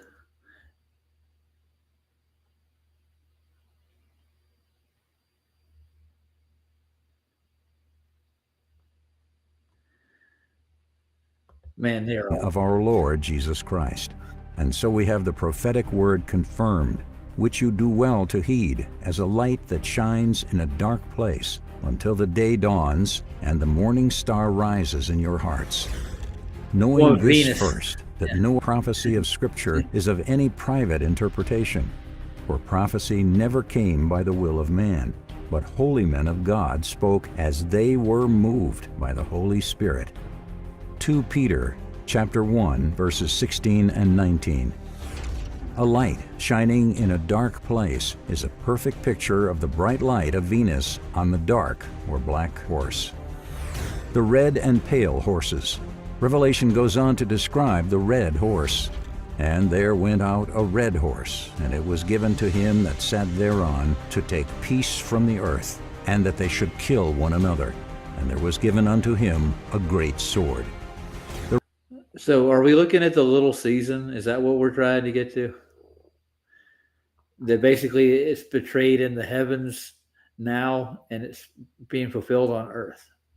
I'm not really sure. The red horse is represented by Mars, which is known as the red planet, and which can be found dead center in the belly or hand of Pollux in the constellation known as Gemini. We covered the black horse before the red horse because the red horse is technically the second horse mentioned in Revelation, and it is being used to represent one member of two twins who were known as two famous horsemen. While the constellation Gemini is most commonly said to represent Castor and Pollux, others say that the pair of figures were actually Apollo and Heracles. According to legend, Heracles was given Athena's golden sword, which is an appropriate analog to the great sword given to the red horse. In a moment, we will connect the meaning of sword in this context to nuclear weapons. The planet Mars, which is the fourth planet, is also being used to symbolize the fourth horseman of the apocalypse. From October 9th, Mars enters its retrograde region in the sky and circles backward to the other twin of Gemini, known as Apollo or Apollyon, exactly 5 months later. Mars only goes retrograde to Gemini about once every 16 years, which makes this much more rare than simply finding Mars in Gemini. Starting this process in the month of the solemn 1,000 years. John goes on to describe the last horse. And I looked, and behold, a pale horse, and his name that sat on him was Death, and hell followed with him. And power was given unto them over the fourth part of the earth, to kill with sword, and with hunger, and with death, and with the beasts of the earth. Apollo is usually painted with a harp, a shield, and arrows. According to legend, his arrows show his authority in hell, for whoever he strikes with them, he sends them into hell. Legend has it that Apollo could also use his bow and arrow to rain down plagues and illness down into the mortal realm, causing death and destruction. Revelation explicitly mentions Apollo in the context of 5 months. So now we're conflating the Bible with Greek mythology. That's pretty amazing. In chapter 9, their power was to hurt men for 5 months, and they had as king over them the angel of the bottomless pit, whose name in Greek is Apollyon. I got one word for you. Revelation chapter 9, verses 10 through 11. It hasn't the bottomless fallen, pit will. is a symbol of death and hell, which is directly connected to the pale horse. The relationship between Apollyon's 5 months of torment and the 5 months for Mars to circle back to mark the fourth horse is incredible. And that looks so much Both horsemen like a real kill planet. with the sword, while Mars is simultaneously red, the fourth planet, and symbolizes the god of war. Lastly, just before the Gemini twins is a unicorn constellation, a horse with a great sword or horn. This completes the picture of Gemini, representing the last 2 of the 4 horsemen.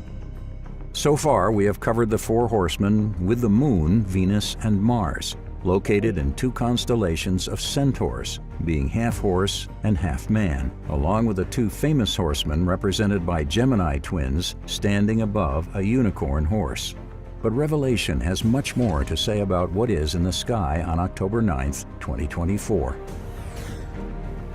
Saturn is the sixth planet and has a unique hexagon-shaped jet stream around its poles, as discovered by NASA's Cassini spacecraft. Revelation tells us the number of the beast is 660 and 6, and it is the number of a man. Not only that, the ancient Arabic spelling of Saturn is S-T-U-N, which in ancient Arabic gematria adds up to 666. In mythology, Saturn has two mistresses, Ops, whose name means wealth, abundance, and resources, and Lua, whose name means destruction and dissolution. All of this makes Saturn the perfect symbol for Babylon, from Nebuchadnezzar's dream of a statue representing 5 world empires, the last of which gets smashed on the day of the Lord. Revelation chapter 18, verse 21, tells us about the fall of Babylon the Great.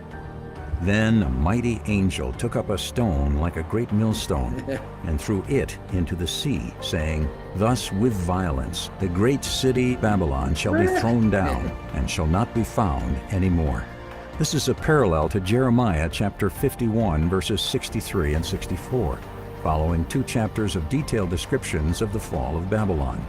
"And it shall be, when you have made an end of reading this book, that you shall bind a stone to it and cast it into the midst of the Euphrates. And you shall say, Thus Babylon shall sink, and shall not rise from the evil that I will bring upon her." Stated another way, at the end of everything prophesied in Jeremiah, something symbolizing Babylon will be bound to a millstone and cast into the sea. I cannot help but notice that the famous rings of Saturn are a fitting symbol of a millstone around its neck. Revelation 16 goes on to describe the fall of Babylon. "And the seventh angel poured out his bowl into the air, and there came a great voice out of the temple of heaven from the throne, saying, It is done. And there were voices of trumpets and thunders and lightnings, and there was a great earthquake, such as was not since men were upon the earth. So mighty an earthquake and so great. And the great city was divided into 3 parts, and the cities of the nations fell. And great Babylon came in remembrance before God, to give unto her the cup of the wine of the fierceness of his wrath." Revelation chapter 16, verses 17 through 19. On October 9th, Saturn is located in the center of the water being poured out of the bowl in the sky by Aquarius. Not only is Saturn under the bowl, it is entering retrograde and will come to a complete stop in the sky and reversing direction directly under the bowl around 40 days after the October 9th sign. Saturn only stops under the bowl about once every 75 years and only passes through about every 30 years. This year, Saturn entered the water around the blood moon at the start of the biblical year and exited the water around the April 8th eclipse, which could be So like every 360 days, it goes through the same path. But what, every 42 years it slows down while it's in the path? There's got to be a reason for it. I'm pretty sure it's something to do in the dome itself. Probably that it has to catch up with itself. The mechanism is built like that way, I suppose, and God probably built it. So he would know, not these guys making this documentary. Come when Saturn returns, entering the water on another blood moon, followed by another solar eclipse just 7 days before the solemn assembly. We can see that Saturn is a perfect fit for Babylon the Great, being thrown into a river of water in the sky. But it is also a perfect fit for the judgment being poured out of a bowl or cup. We have now covered the 6 heavenly bodies, including the Moon, Venus, Mars, Jupiter, Saturn, and Uranus. But there are still more signs described by Revelation on this date. Revelation chapter 12 describes a wonder in the heaven as a dragon, whose tail spans 1/3 of the sky and throws stars down to the earth. And there appeared another wonder in heaven. And behold, a great red dragon, having 7 heads and 10 horns, and 7 crowns upon his heads. And his tail drew the 3rd part of the stars of heaven, and did cast them to the earth. And the dragon stood before the woman which was ready to be delivered, for to devour her child as soon as it was born. And she brought forth a man-child, who was to rule all nations with a rod of iron. And her child was caught up unto God, and to his throne. Revelation chapter 12, verses 3 through 5. At the very moment Jupiter is standing at the door on the 9th of October in Jerusalem, it is the evening of the 8th of October in the United States. On this evening, NASA is forecasting a meteor shower known as the Draconids, which is centered on the head of Draco the dragon, whose nose is a red giant star. The tail of Draco spans 120 degrees.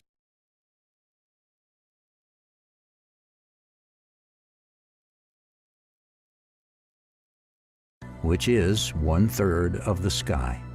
Draco stands in front of Virgo, and on his head is Corona Borealis, a crown constellation with 7 stars.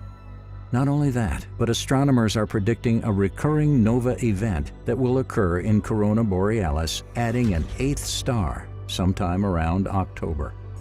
We will have to wait and see if the nova occurs on an appointed time or even on October 9th. The man-child being born is a reference to Isaiah chapter 66, which refers to the earth bringing forth a nation all at once. This could be the highly anticipated rapture resurrection event that occurs moments before judgment. A voice of noise from the city, Zion.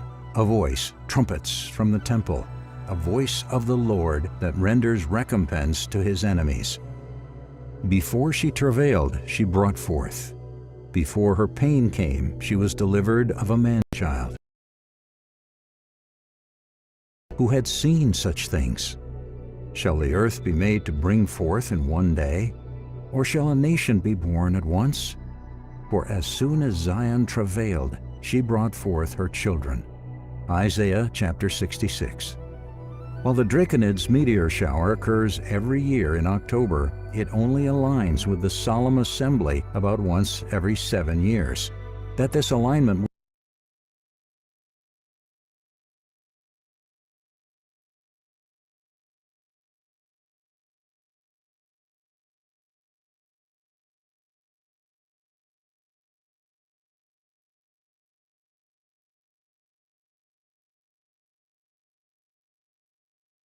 would occur in the very year that all of the other signs occur makes you think that this may just be part of God's supernatural timing.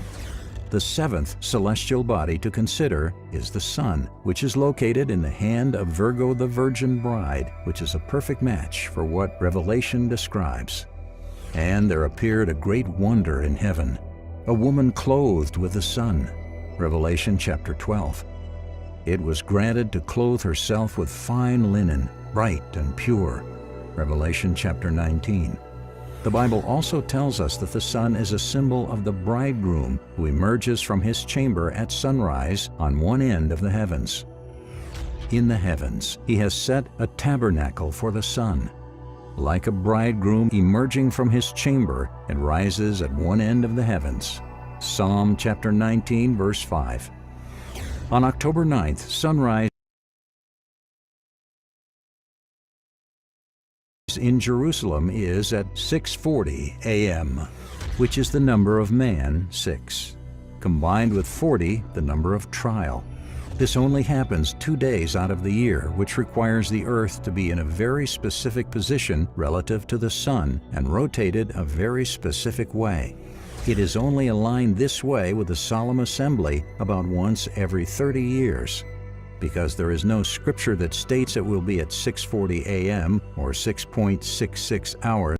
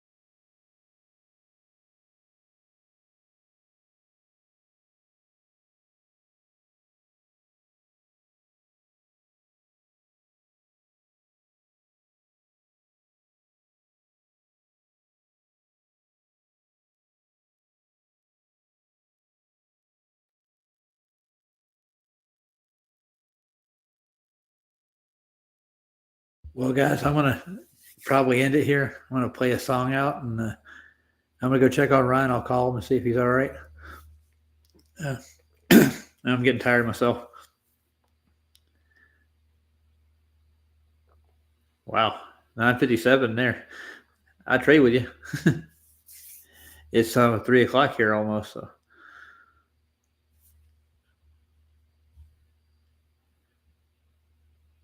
Now I'm going to pick a little song to play out with.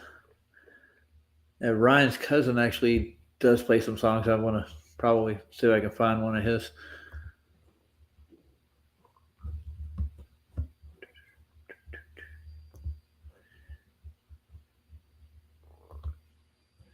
think I have it saved.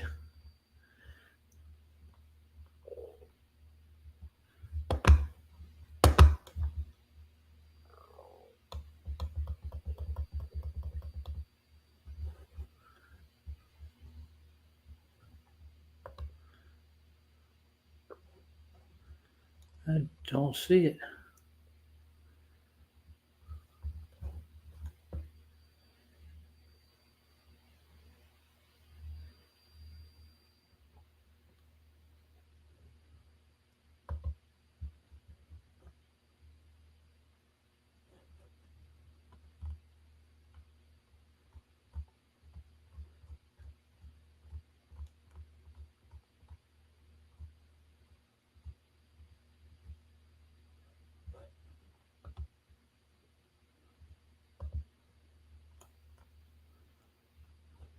That's not it.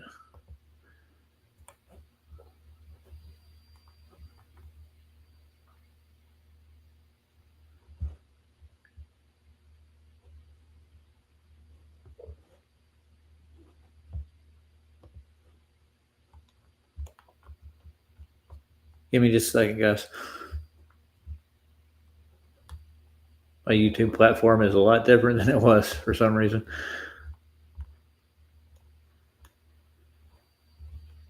Because it's premium. Nice. Give you a lot more options.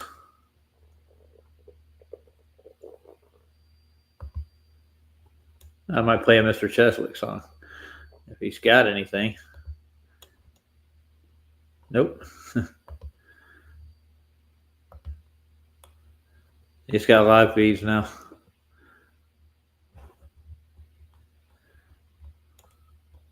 Mr. Cheswick.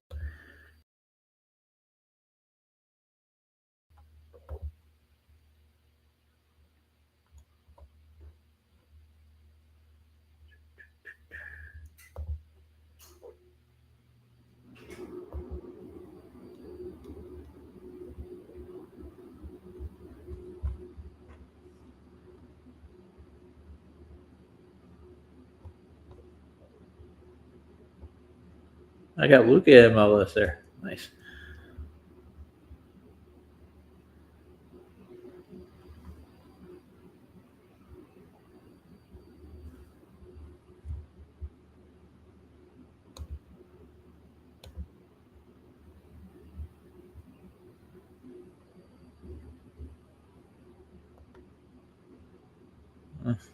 I don't see anything I can play really to speak of.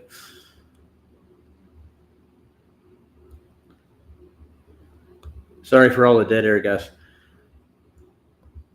I'm left all by my lonesome.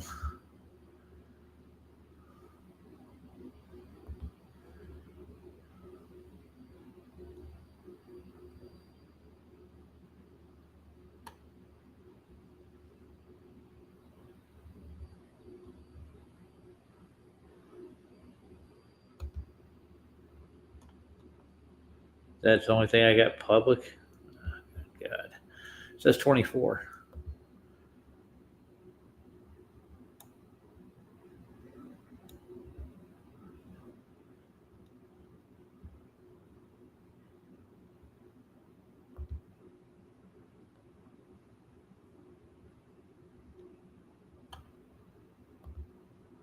Whoa. That was bad.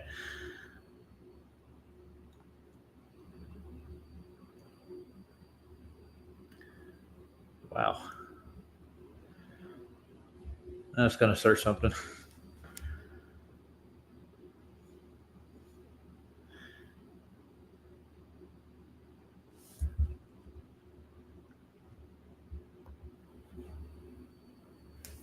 I could. Yeah, I probably could, but my voice is going out right now. It would be horrible. Anybody got any songs they want to suggest?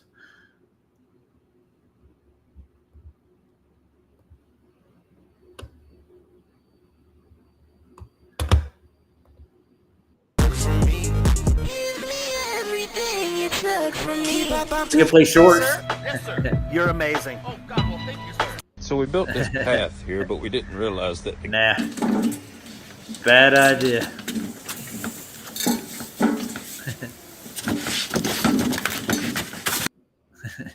I didn't want to see that.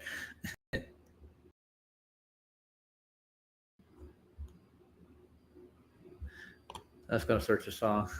If anybody got any music they want to play on the way out, you can put it in the chat and I'll grab it. Oh. Okay, I'll look at it. Logical.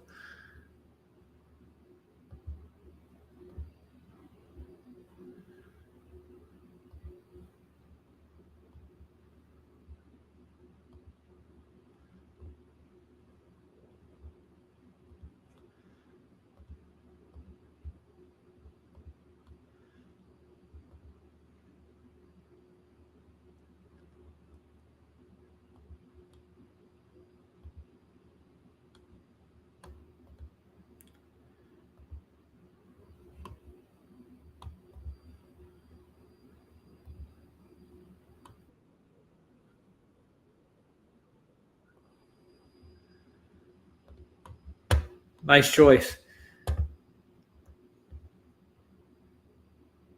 I subscribe to him anyways. I like it.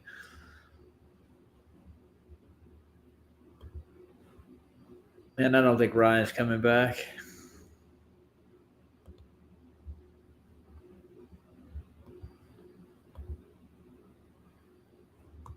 Right, enjoy it, ladies and gentlemen. I'm going to end it and go to sleep. I got to work tomorrow. Well, you don't know if it's part of the show. Welcome to the show. If you don't know, it's part of the show. Oh, sorry, guys. Hit the wrong button.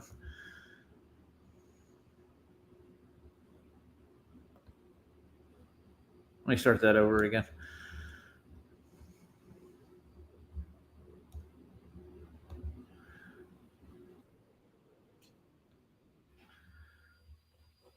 I guess I'm not perfect after all. I'll get there eventually. I'll find perfect.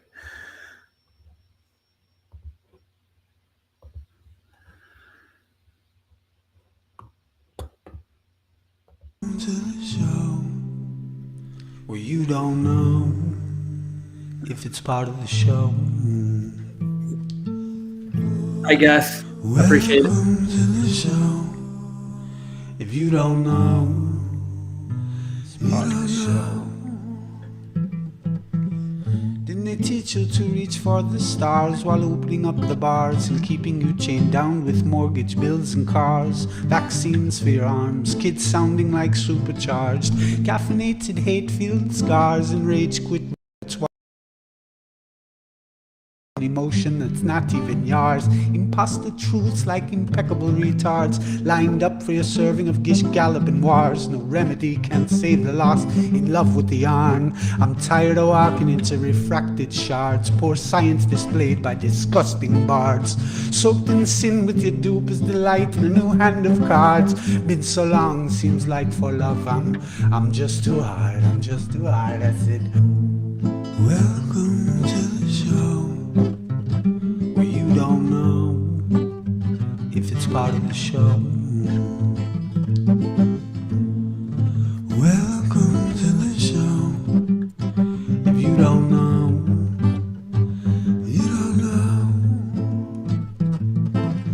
In Intoxicated 8 makes you believe you're spinning in space, why you have no shame or grace. It's a disdainful state I used to contemplate, how to save myself from my own self-hate.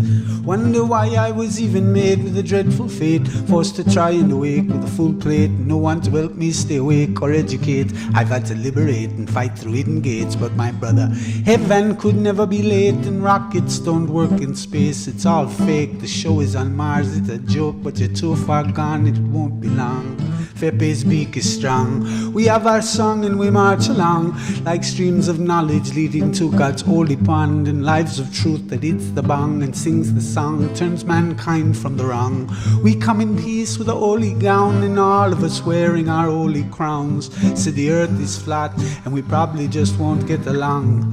Just to go along, I said, welcome to the show, where you don't know if it's part of the show. Welcome to the show. If you don't know, you don't know.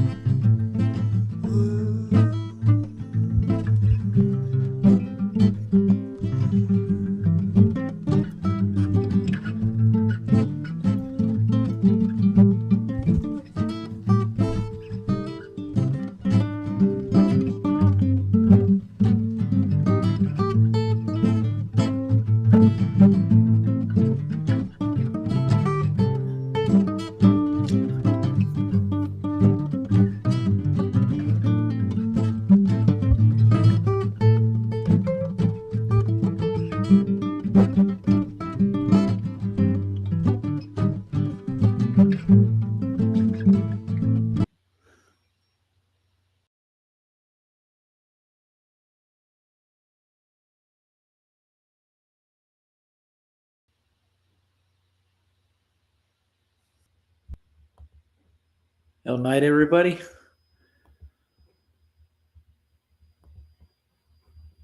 I just lost my connection. Sorry about that, guys. I just lost internet for a minute.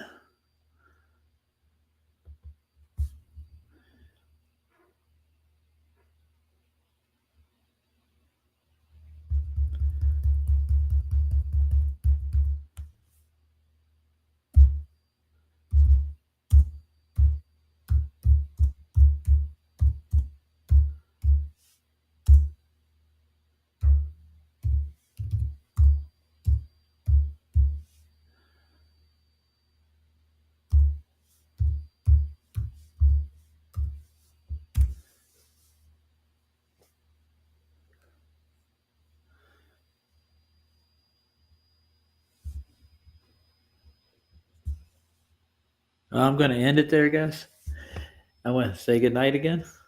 And Brian seems like he's all right. He just texted me he's okay. That's all he said, but he didn't get back to me with anything. I think he's still busy dealing with whatever he's dealing with. So he's not in any physical harm right now. So, nice to see you, Twilight Nights. And logical observations. Let's see who else we got. I know we got the anus. Good night, anus. I'm going to just read you all off. Why not? I'm not doing anything else. And especially the lovely Barbara, the one and the only daughter of Jehovah. And Truth Troll, I won't forget you, dude. You're on there. And Jeff Gasshead, nice to see you too. And the illustrious Flatsoid from the Flatsoid's perspective, a.k.a. Keith. And I don't see anybody else. I don't know if you guys are all here, but I'm going to say good night to you anyways, whether you like it or not. So, and I am getting tired.